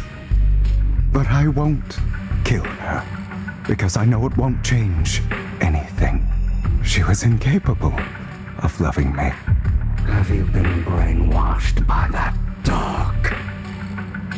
Keeping up the act of being some magnanimous and forgiving fool. Don't compare us. I've simply come to understand love or hate. I make my own choices, and they have nothing to... She sold you to the Ravenlock family for a huge sum of money. She used that money to start a new life without you. While she was indulging herself, you were going through hell in the Ravenlock Manor. Does it not torment you? Do you not feel the hatred? Kill her. Only by killing her can you be truly free. For a long time, I thought the same way. But now, well, I want to make a different choice. Stop lying to yourself. You never had a choice. This weak-minded thinking will only lead you to failure. Like before, you'll be nothing but a worm, trampled into the dirt by those so-called elites. Do you still not get it? This is how the world is, and always has been. Hesitate and you'll be the victim. If you don't grab your knife first, you'll end up being on the other end of the blade. If you want to change anything, you must first become the one who makes the rules, just like that woman. The only reason she could treat us that way was because we were weak. So listen to me, find that woman, kill her, and prove to this world your strength! It's what she deserves. Why forgive them? They don't deserve it. I'm not forgiving them. Or rather, I don't care about them. They don't, you know, perhaps the person I hate the most, the one I truly cannot forgive, has never been someone else, but rather my weak, powerless past self who could do nothing but hide inside a closet and cry. I hate myself for having neither the strength nor the courage to resist. I hate myself for begging for so-called familial love, even after being treated so terribly. And that is you, correct? So... You'll regret this. Your pretty words mean nothing.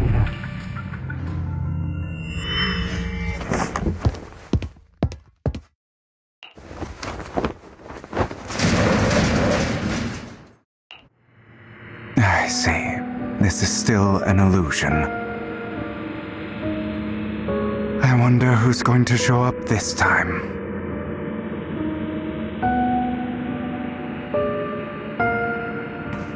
Brother! Hugo, let's play hide and seek! I'm already hiding! You'll find me, right? Like you always do! Serena.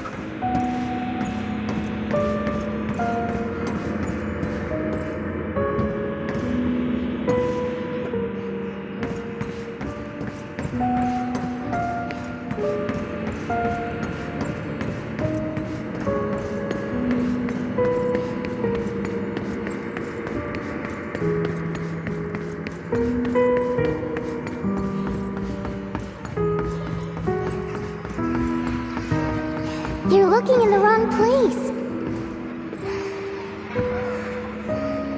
I found an even better hiding spot this time. Harder to find than any place you showed me.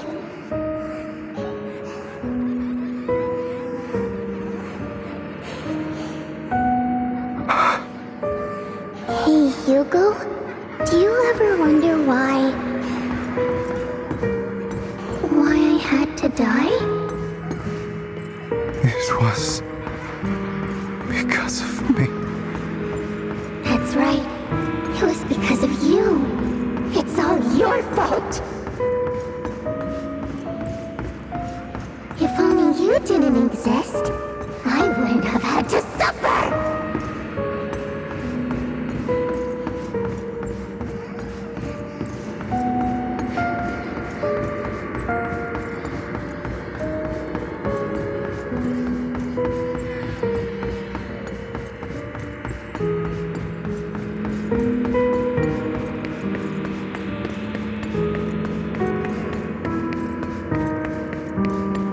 Still looking in the wrong spot.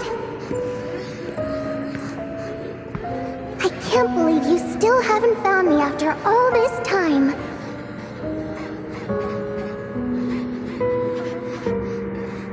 Have you forgotten about me?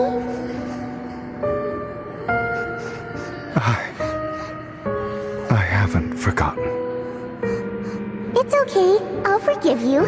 I'll still be nice to you, just like before.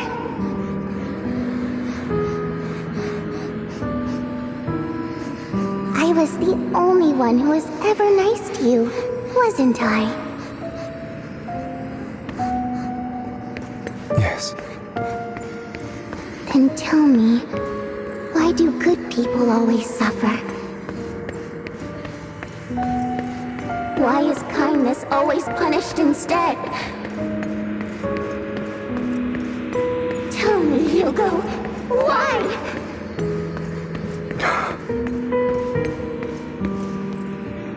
Hugo, are you lost? Go back the way you came. I left you a surprise there.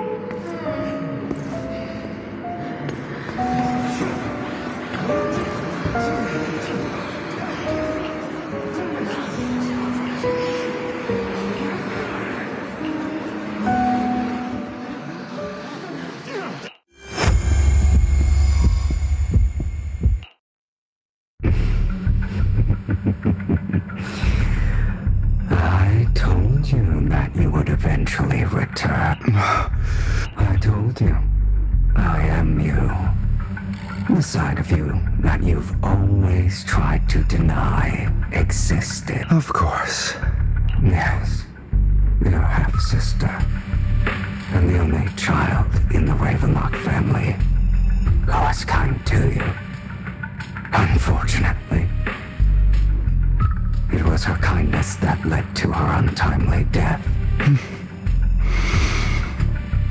It was my fault. I don't like the way you blame yourself. Because that means I'm to blame as well. And I don't think I did anything wrong. Your mother sold you to the Ravenlocks. And your father, he saw your talent and wanted to use you to push the other children into competing with each other. My brothers and sisters wanted to get rid of me from the moment they first saw me. In their eyes, you were no more than a slave. But Serena dared to treat you, a slave, and so they tried to kill me many times, but I was careful, and they did not succeed. So they killed Serena, who was weaker, an easier target, and pinned everything on you.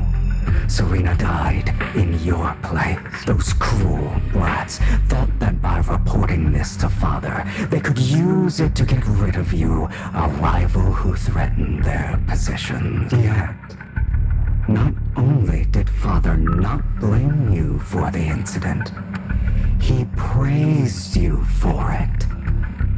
In this world, only the ruthless, cruel, and that's exactly what you managed to live up to, no? You found a perfect...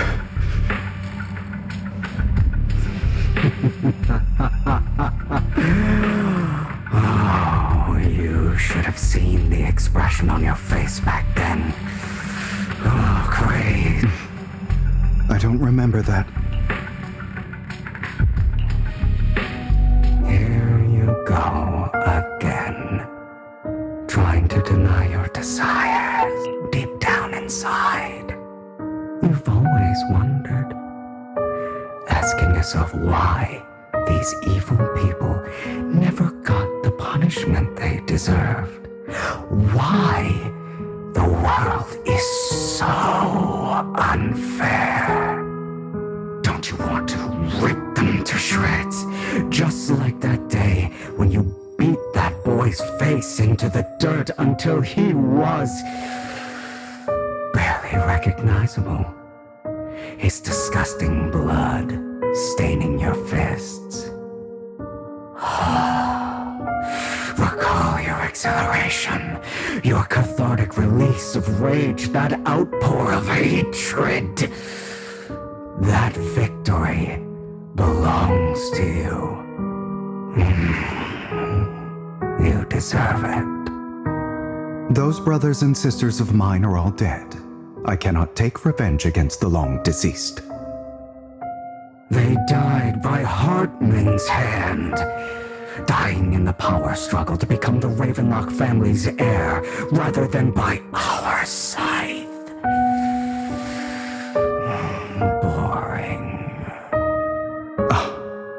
Boring. I find it hilariously ironic. Children who would murder their own kin for scraps of power dead at the hand of their uncle who followed their example. Is that not karma? Power struggles pitting kin against each other, betrayal, suspicion, and hatred between people of... It's like a curse, written into the Ravenlock family's genes. Laughably stupid. Don't forget, my dear, that the same blood flows through your veins.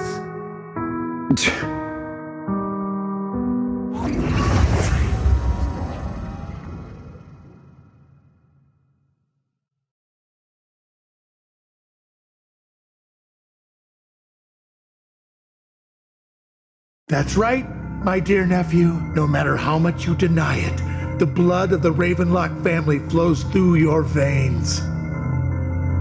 Survival of the fittest. Only the strongest deserve to live. Only the strongest deserve to rule. This is the path of success that has led the Ravenlock family to victory countless times. A blessing and a curse etched into your flesh and blood.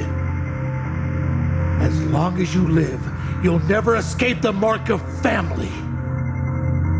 You are destined to one day become someone like me, like your father.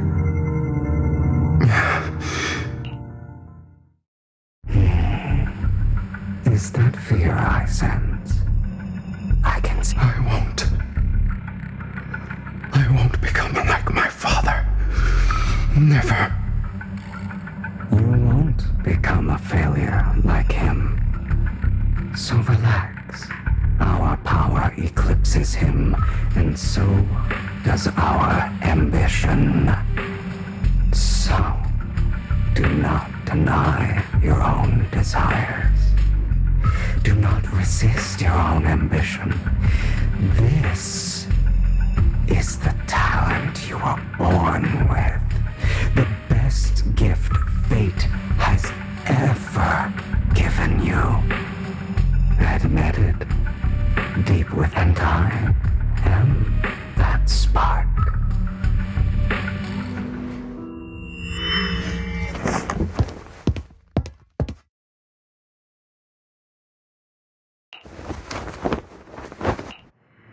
Lygon. Never thought I'd be this genuinely thankful to see you.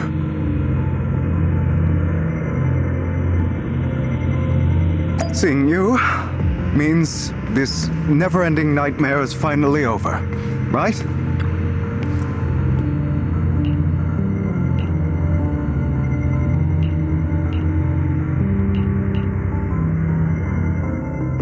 I don't want to hear something like that from you. You have no idea what that man... A person who stops at nothing for their own interests and ambitions. Just like what you're doing right now. And what do you think I'm doing this for? All of this was part of your plan. You knew where the Ravenlock family was going to be, so you set Mockingbird's target there. To seek revenge, you plotted to assassinate your own father, but he was too vigilant, and you failed. After almost being assassinated, your father was furious and locked everyone in the hall, but was unable to find the assassin. And what a coincidence that a hollow disaster just occurred in the vicinity. So he used it to eliminate all the unfamiliar faces there, turning them so. The one who killed innocents was my father, not me. You knew what choice an extremist like him would make. And you used the chaos to once again. This time you succeeded. You killed your own father at the cost of innocent lives. Admit it, Hugo. You don't care about anyone else. The only thing you care about is... Enough. I'm tired. I may hate him for betraying me, but he wouldn't say something like that. What? You aren't Lygon. You're the other me, hidden deep within my... I've been waiting for you, my dear. It seems you've already grown accustomed to this place. Even turning... Just as you said, you are me, and I am you. There's no such thing as having an advantage over oneself. We are ultimately one and the same, forever inseparable. Then you should know what I want to say. When you and Lygon split, you didn't even try to... Because you realized that deep down, some people live only to bring more suffering into this world. Sometimes, murder is what brings justice back into this world. For that, I must stain these hands in blood. That's right. Just like what you said before you faked your death. Were those words really just an act? To slay the dragon, you must first become one, with sharp claws rending. You know the truth. If you hadn't hesitated, and instead seized the first opportunity to kill your father, innocent civilians wouldn't have died. Your partner wouldn't have lost an eye, and both legs trying to save people. And Mockingbird would have... You can save more people. Save good people. Save more lives than the evil ones you take. I've spent countless hours in regret over that incident. So why not submit to your true nature? You want to be the judge. I wasn't responsible for Father's death. The true mastermind is my uncle, Hartman. His schemes to kill the head of the family were all so he could take control. So, for a behemoth like the Ravenlock family, with its roots so deep, a single person's death, regardless of who that person is, wouldn't change anything. Of course, whether it's Tops, the Mayflower family, or even the entire world, it's actually all the same. I refuse to be dragged down by pointless hatred any longer. You foolish, stubborn idiot.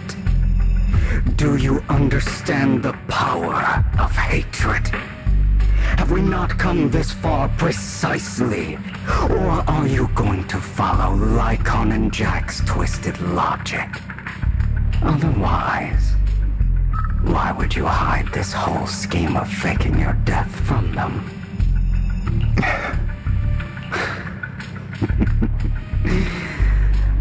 You've built an impenetrable wall around your heart, keeping every... Of course you are right to do so. No one in this world can be trusted. Always. All you'll receive is hatred from your own blood and no love. Suspicion from your companions, and betrayal that comes all too easily. But the most ridiculous thing is that you want them to trust you. You stay silent and long for them to notice your suffering. You yearn for your companion's understanding and trust. Idiot. That's why you are incapable of exploiting them for your own ends. You care about their safety even more than your own. But remember, only the weak need companions. And we are children born from hatred. We are different from them. Come. Let me show you what powers we can wield. But you are me, and I'll never lose to myself.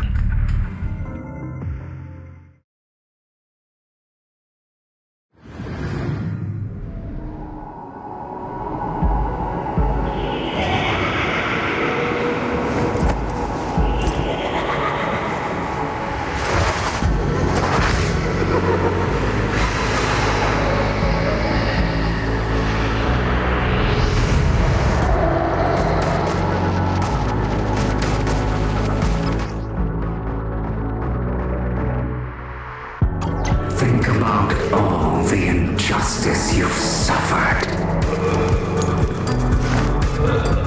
If you choose to forgive, you're betraying yourself.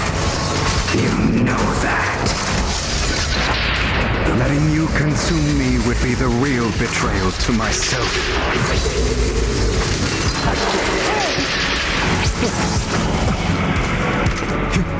I have you now.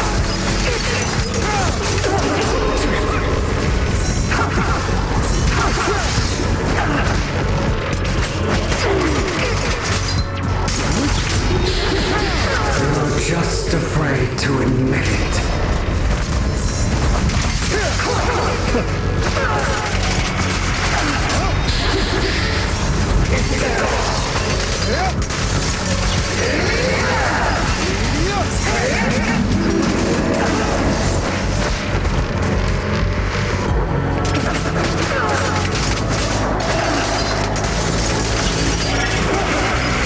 You're too scared to face your true self and what you truly desire.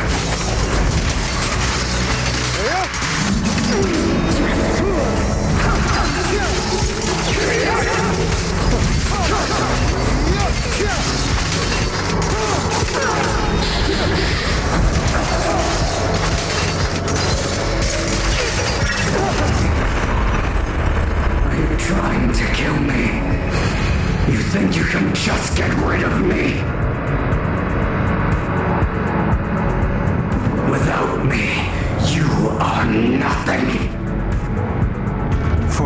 it's worth. Thank you. Don't be afraid. You and I are inseparable. You're part of me, just as I am part of you. Fancy words won't change anything. No. It's not just platitudes. I finally understand now.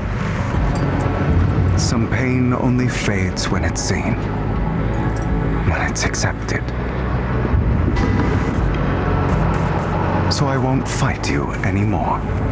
I won't hate myself anymore.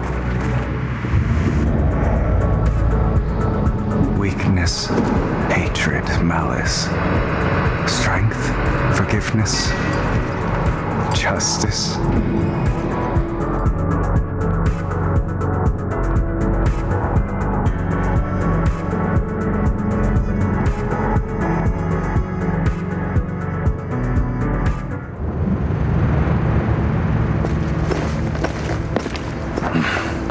Hugo, it's time.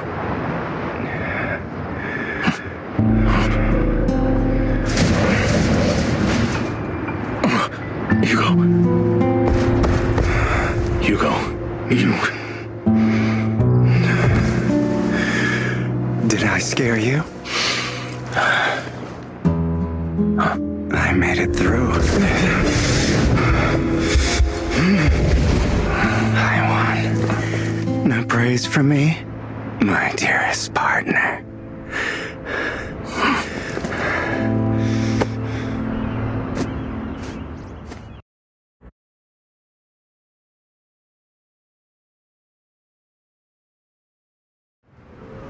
This is just like what I saw in my dream.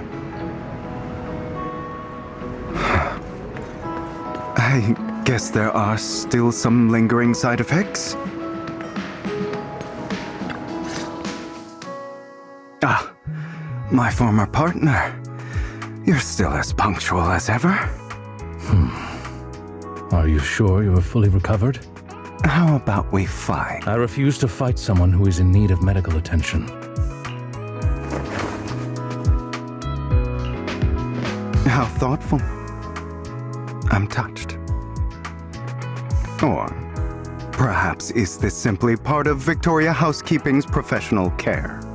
I'd rather you not starve to death.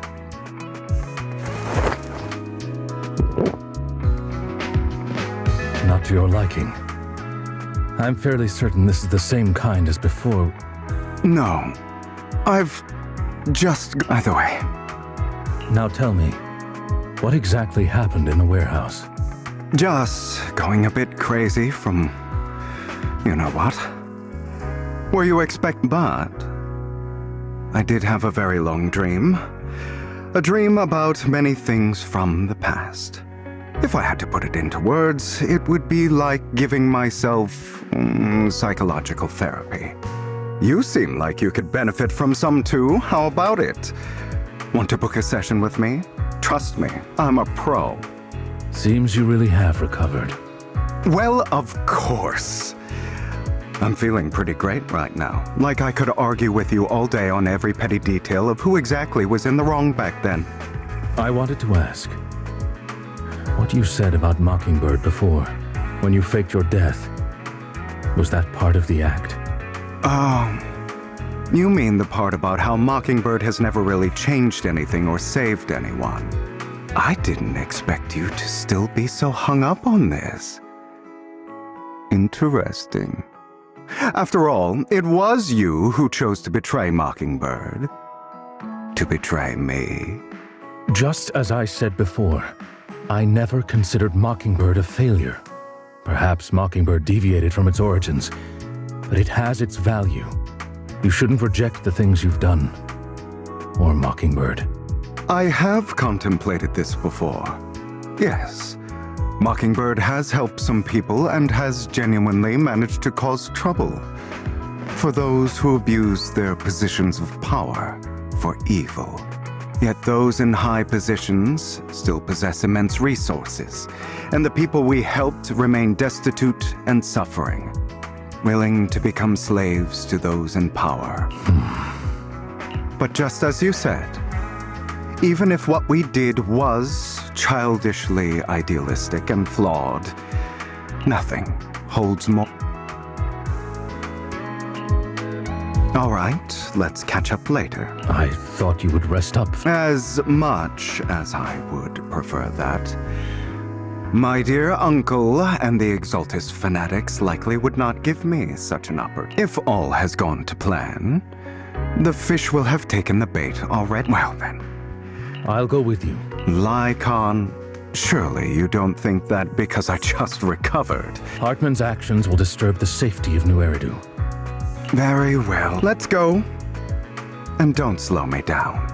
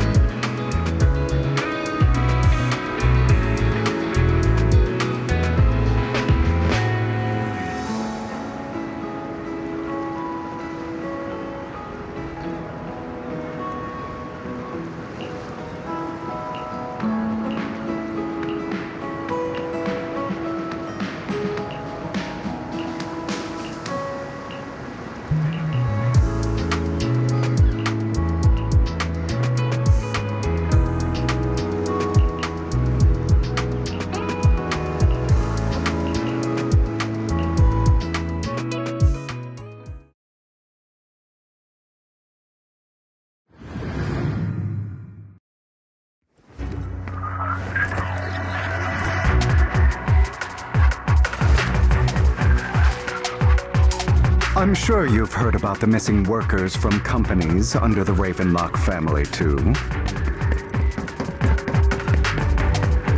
Those are Ravenlock's men. The workers with them are the victims who were tricked into going into the Hollow.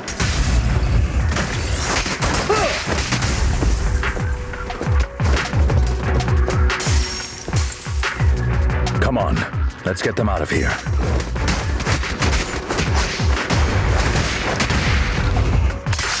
Yep.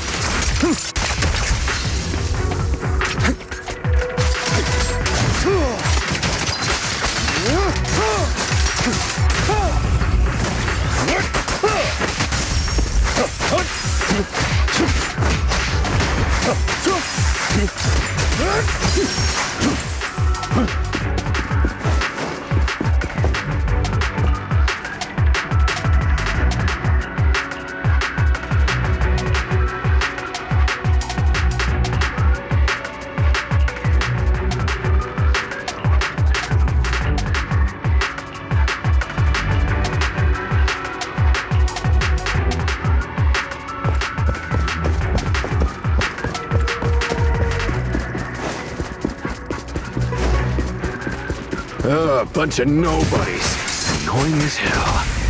Kill them! You're welcome to try.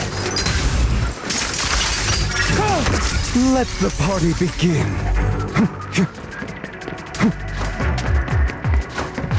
More workers here.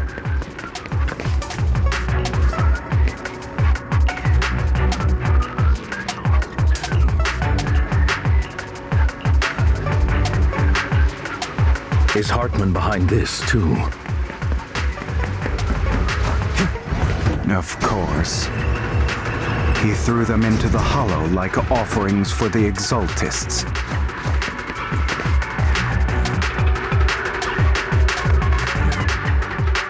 There's more over there. It's different this time. I still need more direct evidence to ensure the plan is absolutely full. The compensation you promised. It's all real, right? All we have to do is follow you into the Hollow for some simple tasks, and you'll give us a huge sum of dennies. It sounds real suspicious. Shut your trap. You keep yapping and asking questions. If this is all so suspicious, why were you so eager to sign up for it? Because I don't have a choice. My daughter was previously caught in the Hollow disaster and suffered severe corruption. The treatment costs have completely drained our family's savings. So that's why... It's the same for me. A serious illness at a senior age. Who would risk taking a job like this unless they were desperate? I'll do it. No matter how suspicious. As long as I can get paid, I'll do anything. Wait, you people from the Ravenlock family, you're part of a big company in Tops. Don't worry, you'll get every Denny you were promised. But before we start, you all need to take this medicine first. Bro, should we really be doing this or... These workers keep talking. We're wasting time like this, and the sooner they take it, the sooner it'll be over. What? You didn't say anything about having to take pills before. Look, this is good stuff, all right? It'll increase your ether aptitude. Exactly! You'll be working in the Hollow for several hours. You have to take it before we continue. If you refuse, then you can forget about the job. Of course, you won't receive the compensation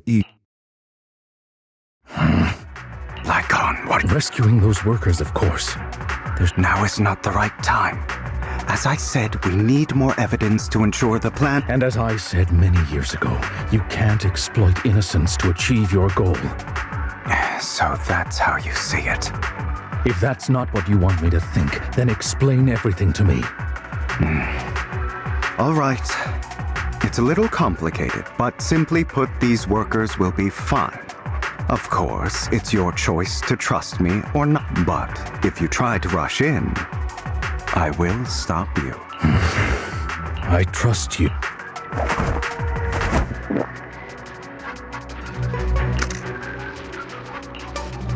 All right. That now we can go and beat them into the ground as much as you want. Don't forget, you owe me, and also don't overdo it and kill them. Even if they're the worst of the Ravenlock family. All right, Your Holiness. Those were... Who the hell are you? Why don't you take a guess? We're the ones here to stop you.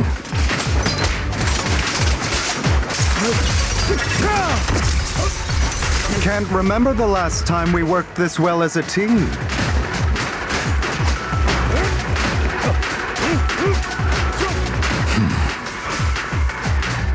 Your legs? How are they feeling? I'm fine. To be honest, I think I prefer the way you used to fight. Let the party begin. God damn it!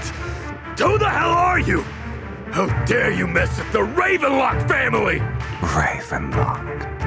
Savor the name while you can. What's that supposed to mean? It means exactly what I said. I think this might be good for you. Sever your ties while you can. You still have a chance to walk your own path. The family's honor comes above all else. Is that really what you think? I saw the compassion on your face just now. You're not from the main family, right? That's why you were assigned to these trivial tasks. But in reality, there's no need for you to keep playing this boring game for them. I don't have a choice. From the moment I was born into the Ravenlock family, You always have a choice. If you're willing to act. All right. Let's end the small talk here. Don't worry, Lycon. I didn't hit them too hard, just... How's that? My acting's pretty good, right? As always, a certain someone should take some lessons from you. I'll leave the rest to you. Okie dokie. Okay, now can you tell me exactly what's going on here? As you can see, that worker just now was actually an informant of mine. The pills were swapped out with vitamin tablets. Outside of this batch, some workers have already taken the actual substance Hartman has. But rest assured, the antidote for it is already in development. I found the best in the field to help, and with the data I collected before, we should have results soon. I wanted to ask. The reason you decided to lock yourself in a room and endure the effects of the drug, besides getting evidence, it was also to collect data on this drug in order to create an antidote, correct? It seems you're not completely beyond hope. I thought you were just being stubborn. Sometimes I wonder if you know me at all. Then, I have one last question. Why did you never tell me any of this? The truth is, I heard everything. That entire... before he passed away in that small attic. When Jack called you aside and gave you those warnings. When he told me you might go down the wrong path?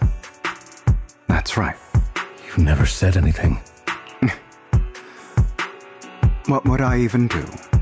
Scream and rage over your suspicions, or get on my knees and beg for you to trust me? You know there's no way I'd allow myself to do such a thing. Besides, back then, even I was confused about myself. Jack, he... It's all in the past. You don't need to explain anything to me. Enough. We should get going. If we're going to reminisce over the past, we should find a more suitable location.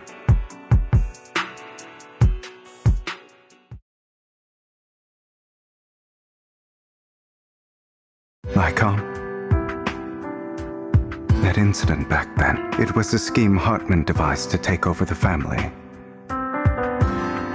It was Hartman who killed my father, too. I only discovered the truth long after the fact. I did indeed attack my father, and I thought he was dead. But he wasn't. And even before that, if I hadn't hesitated, none of what followed would have happened. Even now, I still think they deserve death. But I no longer care to personally deliver that fate. They're beneath me. And I have more important things to do. You? I know we may never agree on that point, Lycon. I once wanted to fight against those ugly truths that defined me, but I discovered that the more I rejected them, the more painful it became. So, I could only accept that crazed, hateful, and malicious side of myself. As long as I know I will never become like my father, like Hartman. You've changed, but I think that might be a good thing. Don't patronize me. You've changed a lot too, compared to before. I still disagree with Jack's words, and I won't forgive your betrayal. I will walk the path I believe is right, even if I must tread over thorns and through the mud. But I will also allow you to walk your own path, Lycon. Should I say thank you? You're welcome. Come to think of it, we haven't talked about your legs and eye. It was just an accident, not your fault. I'm doing well now. I hope you are too. On the contrary, perhaps I should be the one apologizing. I misjudged you. I used to think you wanted power, that everything you did was for your own ambitions. I thought you wanted the power to pass judgment on all in this world like a god. I am a god. I am my... Or you could say that in this world, everyone is their own god. There are many things that we are powerless to change. But there are also many choices we can make. Just as I said before, I am the only one who can kill me or save me. I'm glad you think that way. Let's go. I still have one last thing to do. To witness the end of Ravenlock.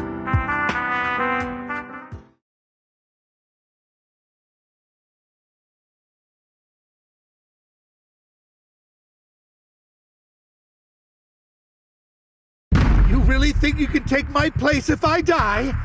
Never, you filthy bastard! Your little tricks mean nothing. As long as the Ravenlock family stands, I can still get back on my feet. You still don't get it, do you? This was never about avenging my father. And I don't care about taking your place. I didn't come this far just to kill you. That'd be pathetic. Right on cue.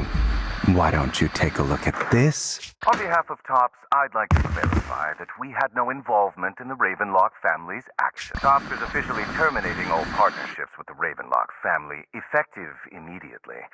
We will have no further affiliation with them. Are you crazy? What the hell do you get out of ruining the Ravenlocks? Thief? Oh, Uncle. Allow me to reintroduce myself. I'm the name people whisper about. The one who robs the rich and gives to the poor. I'm the master con artist who can fool anyone, anytime. I have friends who'd catch me if I fall, partners who'd shed tears for me, and allies who always have my back. I am Hugo Vlad. You're the one who needs the Ravenlock name. I never did. You ungrateful bastard! You should have never been born. You flatter me.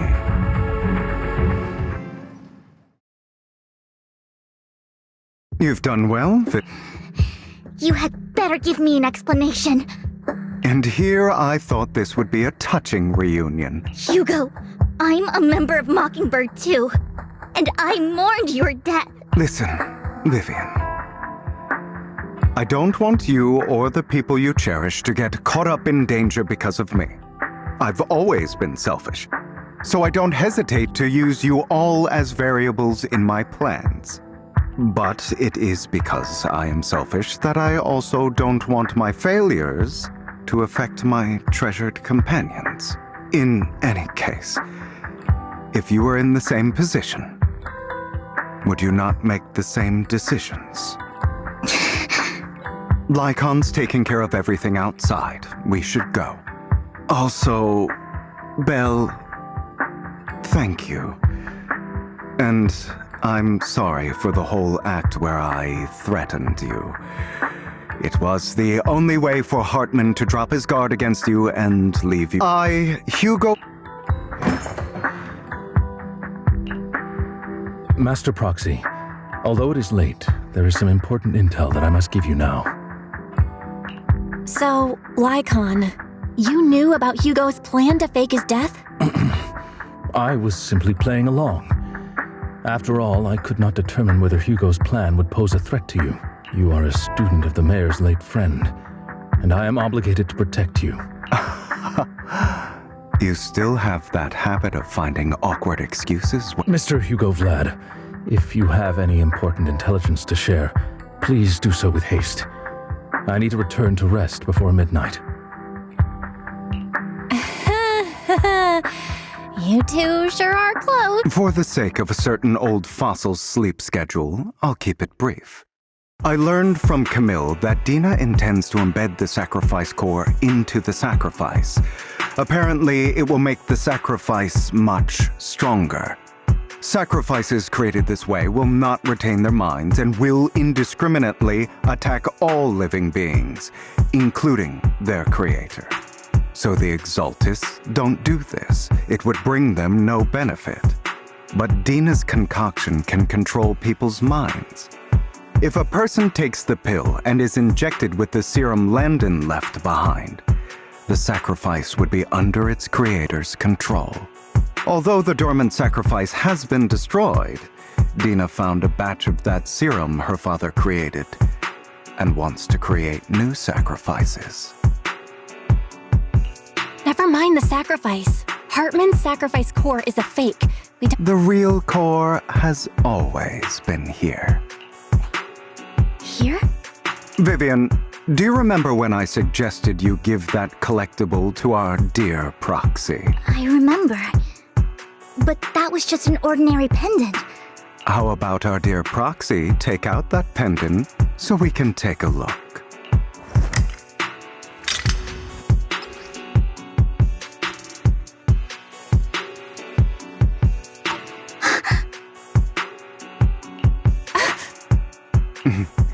I'll take your surprised expressions as a compliment for my little trick.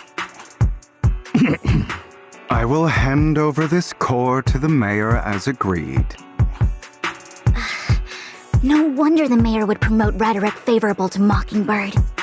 I can't believe I thought he was actually being sincere. Since we have the sacrifice core, all we have to do now is stop Dina from using innocent people to make more sacrifice. Yes. And we need to destroy the last batch of Landon's serum. Hopefully with no options left, Dina will give up her obsession. All right. That's the important stuff. I'm going to go and confirm where Landon's serum's been stashed. I'll contact you again once I have something.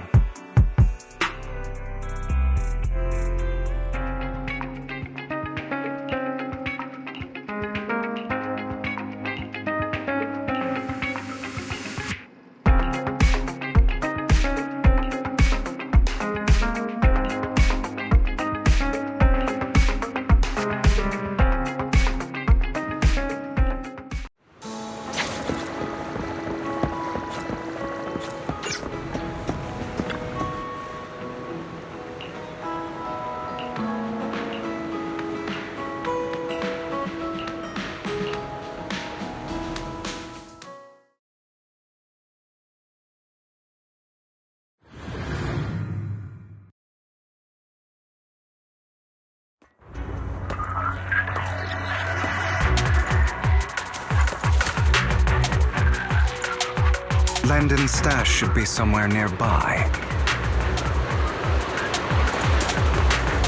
I did some digging. Some of the missing workers were brought here too.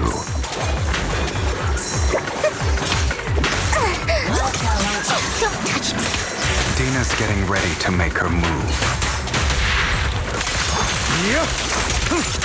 Don't worry, we'll clear them out. As you wish. Oh my. They're trying to destroy the goods! Stop them! In position. We need to take care of the guards first.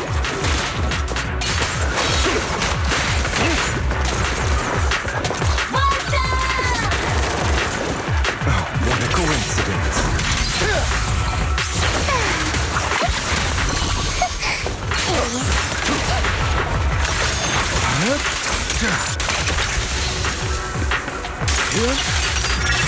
Some of the serum is stored in this warehouse. You're not taking anything from here. Hugo, get the guards first.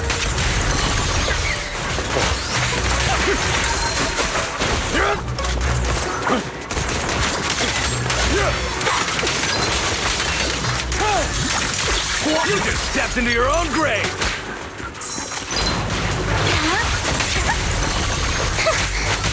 Fools.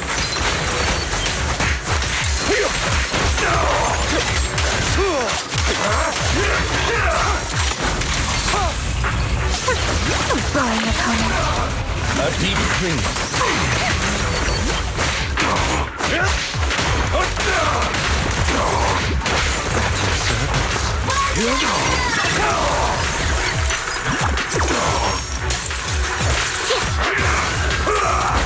In position. Truth is along with fairy tale. Prostrate yourself before the abyss. Move it! Right. Good boy. Who dares get between me and Lord Satan? Keep your filthy. Tell you, I'll eliminate any obstacle. I'll write the ending to your nightmare.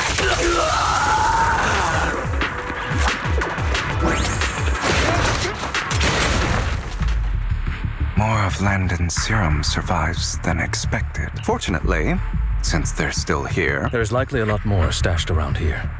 And we have yet to locate the missing people. Our actions here won't go unnoticed. With Landon and Dina's concoctions combined, she may be capable of creating a sacrifice that obeys her. How about we split up? Hugo? Very well. Let's go with your plan. According to Camille, she's absolutely obsessed with completing her father's dying wish. Who knows what she may try? Let's part ways here for now. And perhaps the other manager could use EOS to guide us. Sure. I've been feeling better these past few days, so just follow me. It's only now that I realize how fortunate we are to have two. Although, I feel like our work's doubled. In the Greater power means more responsibility. And in any case, I'm sure the mayor would be able to provide double compensation. I will request additional compensation from the mayor. Compensation is just one aspect. It's one thing with Belle being in the Hollow in person. Oh, but I trust in your abilities.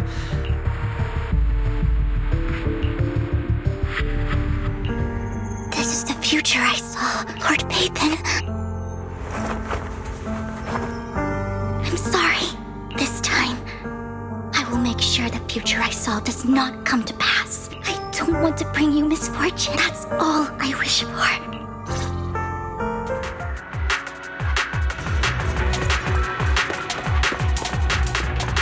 Leave this to me, Lord Phaethon.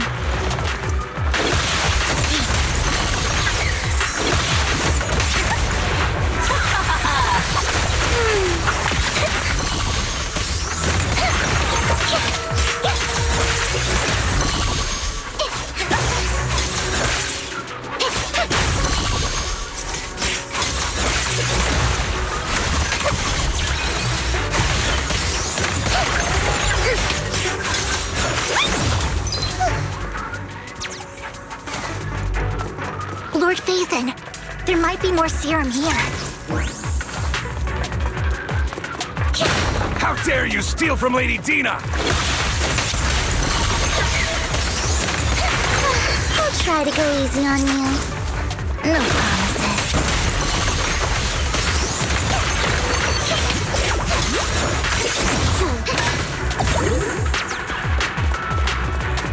There are containers by the fissure.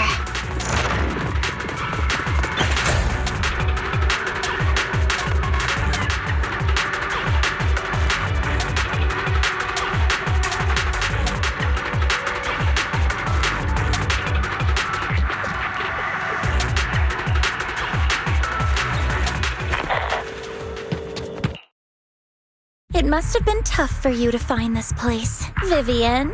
If you had stayed out of it, I wouldn't be so eager to get rid of you. Those people have been taken to safety. You're all out of options. They're just mere test subjects. There will always be people consumed by greed. And therefore, they will come willingly to me. In any case, what are a few sacrifices in comparison to the completion of Father's grand ambition? Dina, you deceived those people. They didn't come willingly to you. You tricked them, just like Landon did back then. Deceived? Father gave hope to those who had everything taken from them by the Hollow. Vivian, you once rejoiced at the hope Father offered you, too. Before Father took you in, you were no more than an omen of disaster that no one wanted. It was Father who gave you shelter and a purpose for existing. Do you remember the first time you bestowed a blessing under Father's guidance? How did you feel when that person looked at you with adoration and gratefulness? That that was the first time you felt hope. Don't forget that it was Father who, through what you call deception, gave you hope. And you, what have you done? You basked in Father's attention and everyone's adoration, only to destroy everything. Do you think that by leaving the Exaltists, those people will live better lives? Of course not. Those who suffered under the Hollows will only continue on as walking corpses, without the hope Father gave them. Do you really think you're some sort of savior, Viv, in the end? You're just an ungrateful brat who brings misfortune to those around her. It was you who destroyed everyone's hope. Not everyone wants to live in false hope. You say it's because of greed that people willingly become your sacrifices. Perhaps those people aren't entirely virtuous. But that greed is just wanting to live a better life beyond the Hollows. What you and Landon have done was never about giving people hope, but exploiting it. Stop lying to yourself. Deep down, you know what Landon did was cruel. No. Back then, when Landon wanted to inject you with the serum, the fear in your face was as plain as day. I saw it all clearly. If all of this is as righteous as you claim, then why did you make such an expression, Dina? Don't look at me with such pity! Father did nothing wrong. All of this is to make something of the Hollows other than disaster. That's everyone's only hope. Dina, it's not too late to stop. Stop living in this lie. You know what would happen if a sacrifice loses control and escapes the Hollow. It's not the Hollows that are to blame for those people's deaths, but the hope you keep talking about. That will cause more despair and claim more lives. That is merely the necessary sacrifice to accomplish a greater goal. No one deserves to be a sacrifice. Your hypocritical magnanimity disgusts me. I can always go and get more test subjects if they've escaped. And I will be able to replicate Father's serum with enough time. With you gone, I'll be able to complete Father's gift to the Creator and fulfill his last wish. Camille, release the failed subjects. Lady Dina. Camille, are you going to do what you did before? You keep saying you'll follow the Creator, but it's all lies. Lady Dina, the Hollows took my family from me. I understand that there's no way to get back what I've lost. It was Lord Landon who told me that the Creator would guide me. One day, Hollows will no longer be disasters. Everyone will be able to survive inside them. I look forward to the day when this hope becomes reality. I watched you grow up, and I know that you've always looked up to your father. And I destroyed that hope with my own hands. I know the pain of loss, so I've always felt guilty. I want to atone for the hope I destroyed. But Dina, I don't want to ruin more lives. And I don't want to continue watching you destroy yourself. Vivian is right. Not everyone wants to live in false hope. So, please, stop. Camille, are you abandoning me too? I'm not abandoning you. I just don't want to see you go past the point of no return. The point of no return? I passed that point ages ago. No, Dina. You can still turn back. I'll be your way back. Where are you going, Camille? I made a deal with Hugo and the mayor. If someone needs to take the fall for this, let it be me. I did it. I've been forcing Landon's only daughter, Dina, to research how to create sacrifices. I colluded with the Ravenlock family for my own gain. Everything Dina did was under duress. Since I've kept her captive for so long, she doesn't have the skills to survive as an independent member of society. She'll need a caretaker and teacher. Someone... No! I refuse, Camille! Dina, I'm going to dispose of those failed subjects. I won't allow it! You'll die! You've always followed my orders, and you will follow them now! It wasn't your orders that I've been following. My younger sister, who was stolen from me by the Hollows. also had such beautiful red hair. When Landon told me the Creator could bring me hope, you were standing there, right behind him. I was certain, then and there, that this was the hope the Creator had given me. Start over, Dina. You still have... That's not what I want! Camille, you're not allowed to die! Goodbye, Dina. And... I'm sorry, Vivian. I'll leave...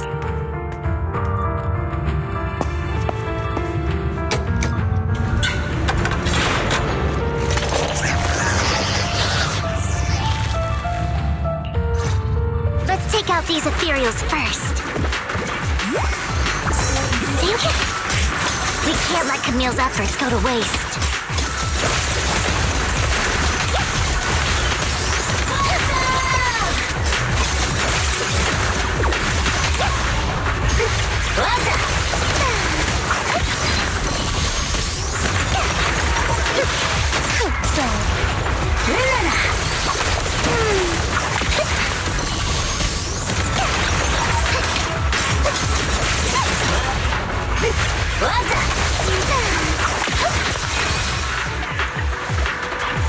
Let's go after Dina, Lord Fig.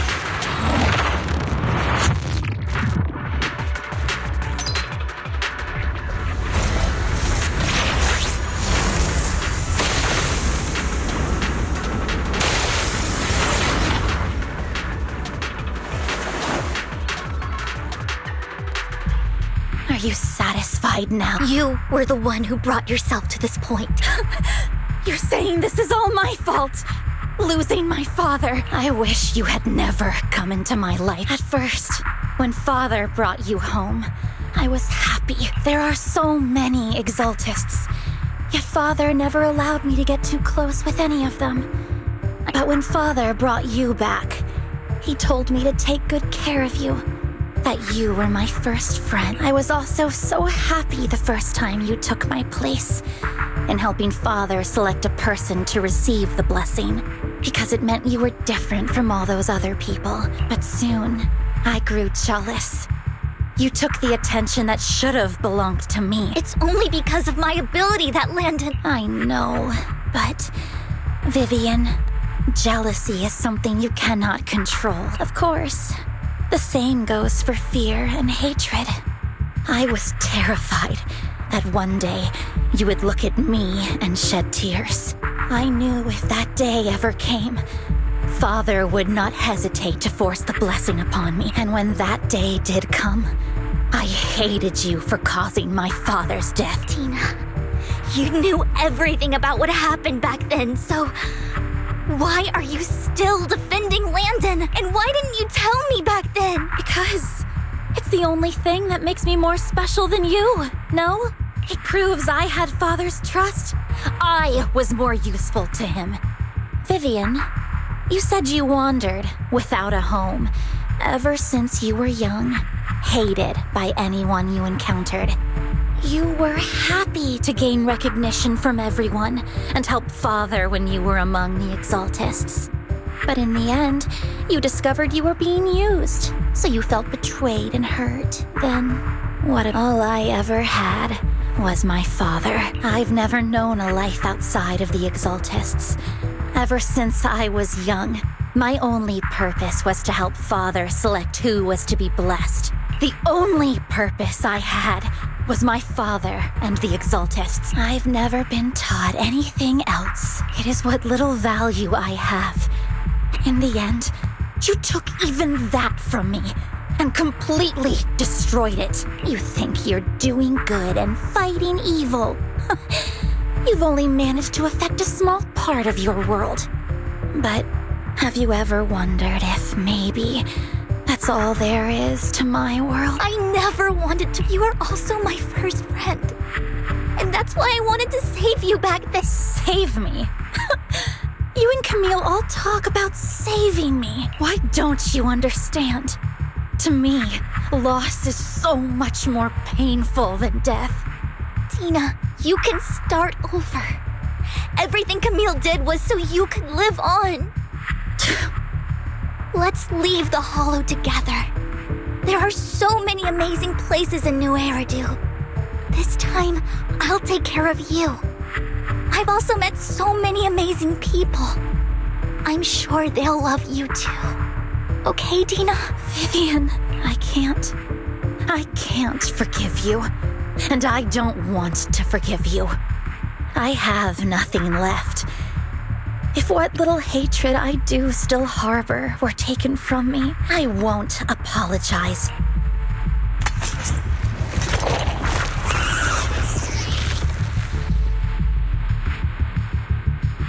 I don't want to hate myself, so I can only hate you for killing my father, and hate Camille for leaving me.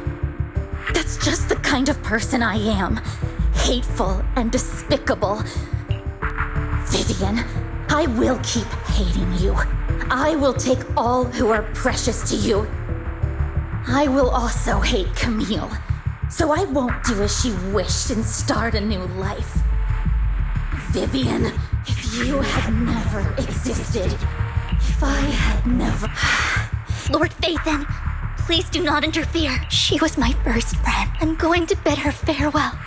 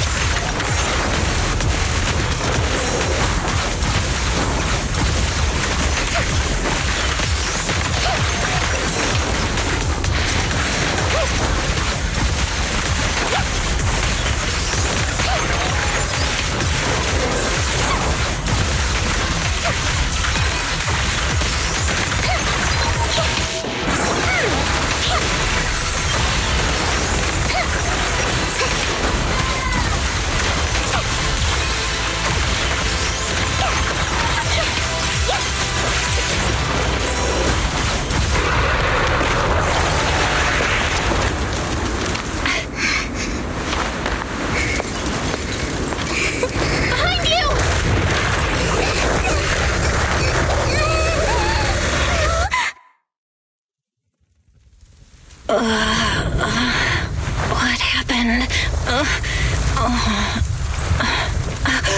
What the?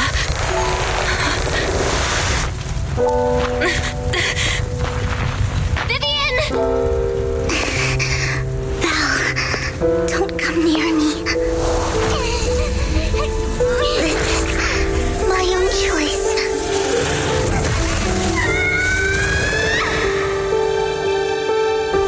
I will change the fate I saw.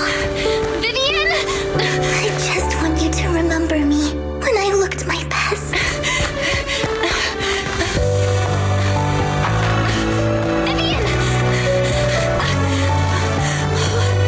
Vivian, your body.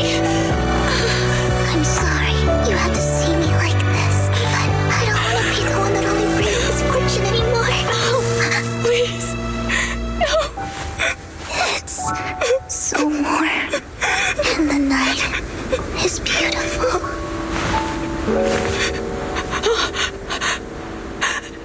Vivian?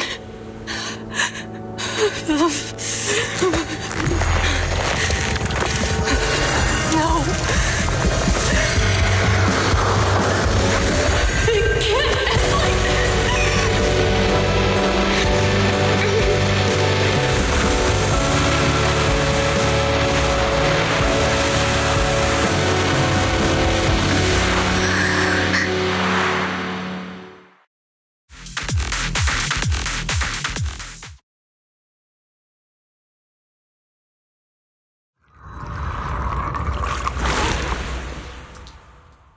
Belle, you're scaring me. Belle, I'm so glad you're awake. What happened? I remember Vivian and I... Wait, where's Vivian? She injected herself with Landon's... Hugo and Lycon brought you out of the hollow. You were in a coma and... You said Vivian used the serum on herself? But she looked fine to me, barring a couple of scratches. Hugo sent a message earlier saying he got her checked over. And can you recall what... The situation was dire, so Vivian used the serum on herself to defeat the ethereals. I saw the crystallization process, and then I can't describe it, but I think I saw something. At the time, all I was thinking about was wanting to remove the crystals from Vivian. I don't even know what I did. But then I passed out, I guess. What happened after? When I led Hugo and Lycon there, it was just you and Vivian lying on the ground. Never mind that for now. Belle, do you feel any... Just a bit dizzy. For tonight, just get some rest. Hugo and Vivian said they'll come over tomorrow, so we'll discuss everything then. Okay. Good night.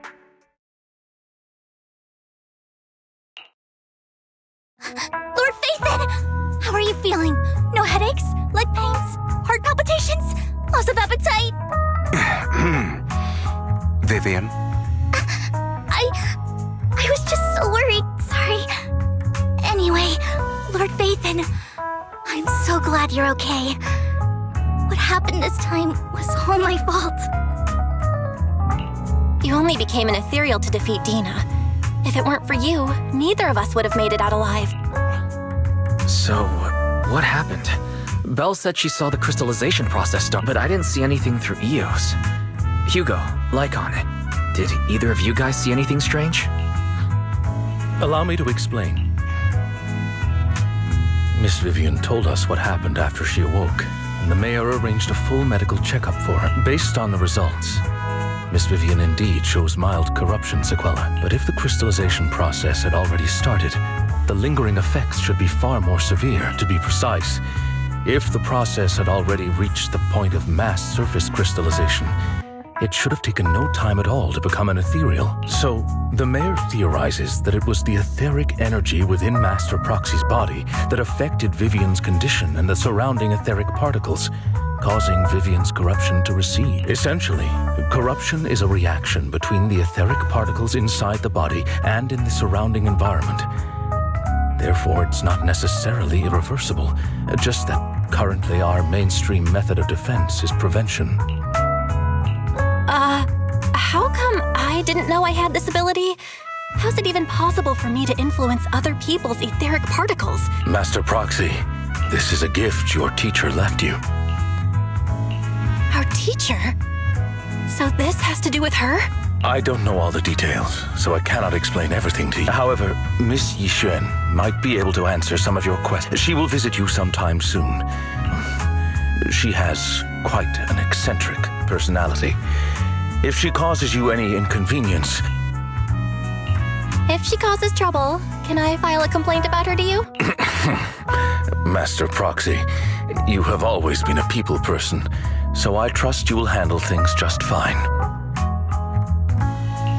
That just makes me more worried. In any case, the mayor has asked me to give everyone his most sincere gratitude. Unfortunately, the mayor could not come personally, but has promised everyone a favor. Provided it's within his means, he will offer his unconditional assistance. There is no time limit on this favor. Unconditional? If that is what you desire, then the mayor and his subordinates will be first in line to vote for you in the next election. As for the other votes, you'll have to work for them on your own. But should you assume office, I hope you take full responsibility for handling all day-to-day matters, and by sheer happenstance, the mayor has provided you with a copy of his current assignment, the City Waste Sorting and Processing Proposal. Old fox. Well, can I request Lord Phaethon's... The mayor imagined, you might ask. I have prepared all the necessary documents, and the ceremony expenses will be covered by the mayor as a gift. As long as Master Proxy agrees, we can sign and process the documents immediately. But this matter requires mutual consent and cannot involve coercion, confinement, or one party's lack of consciousness. Stop! I would never do that to Lord Phaethon! Probably. At least not today. As for you, Master Proxies, the mayor has some sense of what you desire. He hopes you might speak with Miss Yixuan first before you decide the timing of that favor.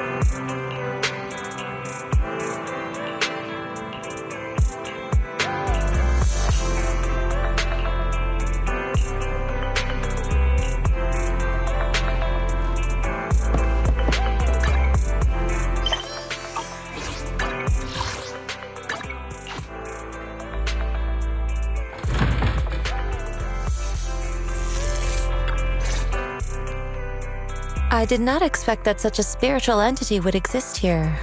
It appears this street is a geomantic gem. A spiritual entity? His name is Howl. And I guess you could say he's a neighbor of mine. No, I was simply a bit surprised. It's rare to find such an intelligent individual. Even huskies can be really smart. Howl is proof. You're right. Yet, being overly intelligent comes at a price. It must stay here for prolonged periods of time, parted from its owner and unable to move about freely. Both a blessing and a curse. However, it seems quite happy. We've strayed a bit off topic. Since you're back, let's discuss our partnership. Nice job. Good air circulation, excellent layout. Very suitable for a business. Your bangbu here are also very energetic. It seems your fortune is good when it comes to wealth. Didn't expect you to understand feng shui. Thank you for your blessings. But who exactly are you? I suppose this is our first official meeting since parting ways in the Hollow. My name is Yixuan, a mystic from Yunhui Summit. Wait, mystic? Like those people in movies who can tell your fortune and go around blessing people? But what's Yunhui Summit? Just an ordinary sect of the mystic arts. Our disciples travel all across New Eridu and sometimes collaborate with authorities. Currently, I'm affiliated with the Hollow Investigative Association. Right now, however, I'm here to discuss a partnership in the name of the Mayflower. So, what sort of partnership are we? I have reviewed the documents provided by the Mayflowers. You previously underwent an implant surgery. After recent adjustments, abnormalities occurred. These abnormalities bear resemblance to the craft practiced by us at Yunhui Summit. If you are willing, I can teach you how to better control your abilities. To better control my abilities? It sounds great, but there's no such thing as a free lunch. That's right. Mayflower will have you join me for some investigations.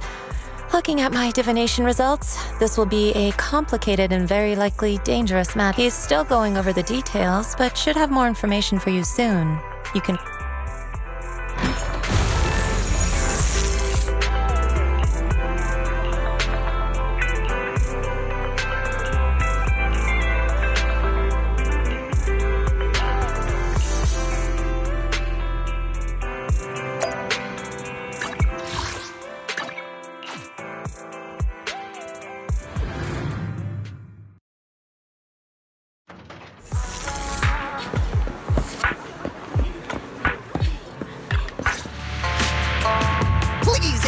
check my fortune. Here's my palm.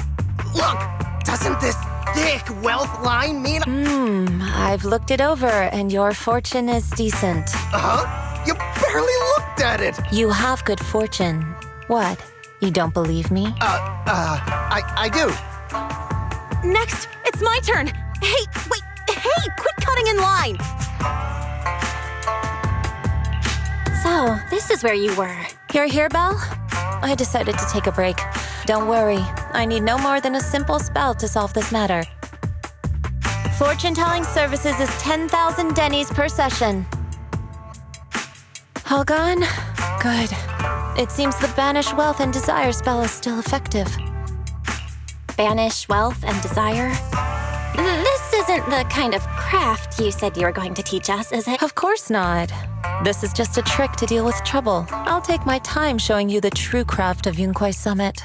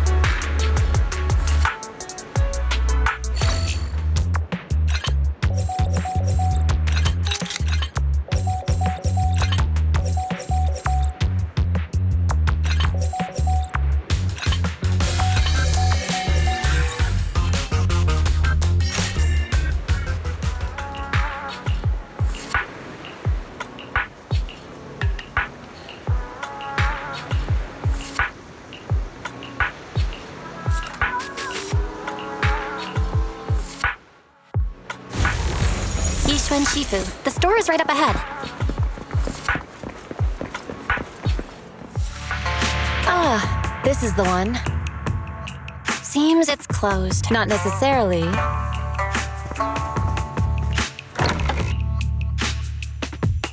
Huh? Relax. The boss prefers to do business with people they know. They like their peace and quiet, so I'm an old acquaintance and just wanted to retrieve something. What a strange private business. Just some things needed for our future investigation. Really? Shifu, I feel like you're always so mysterious. Rest assured, I'm not hiding anything from you. It's simply because the correct time has not yet arrived. Since we've already obtained what we came for, there will be plenty of time in the future.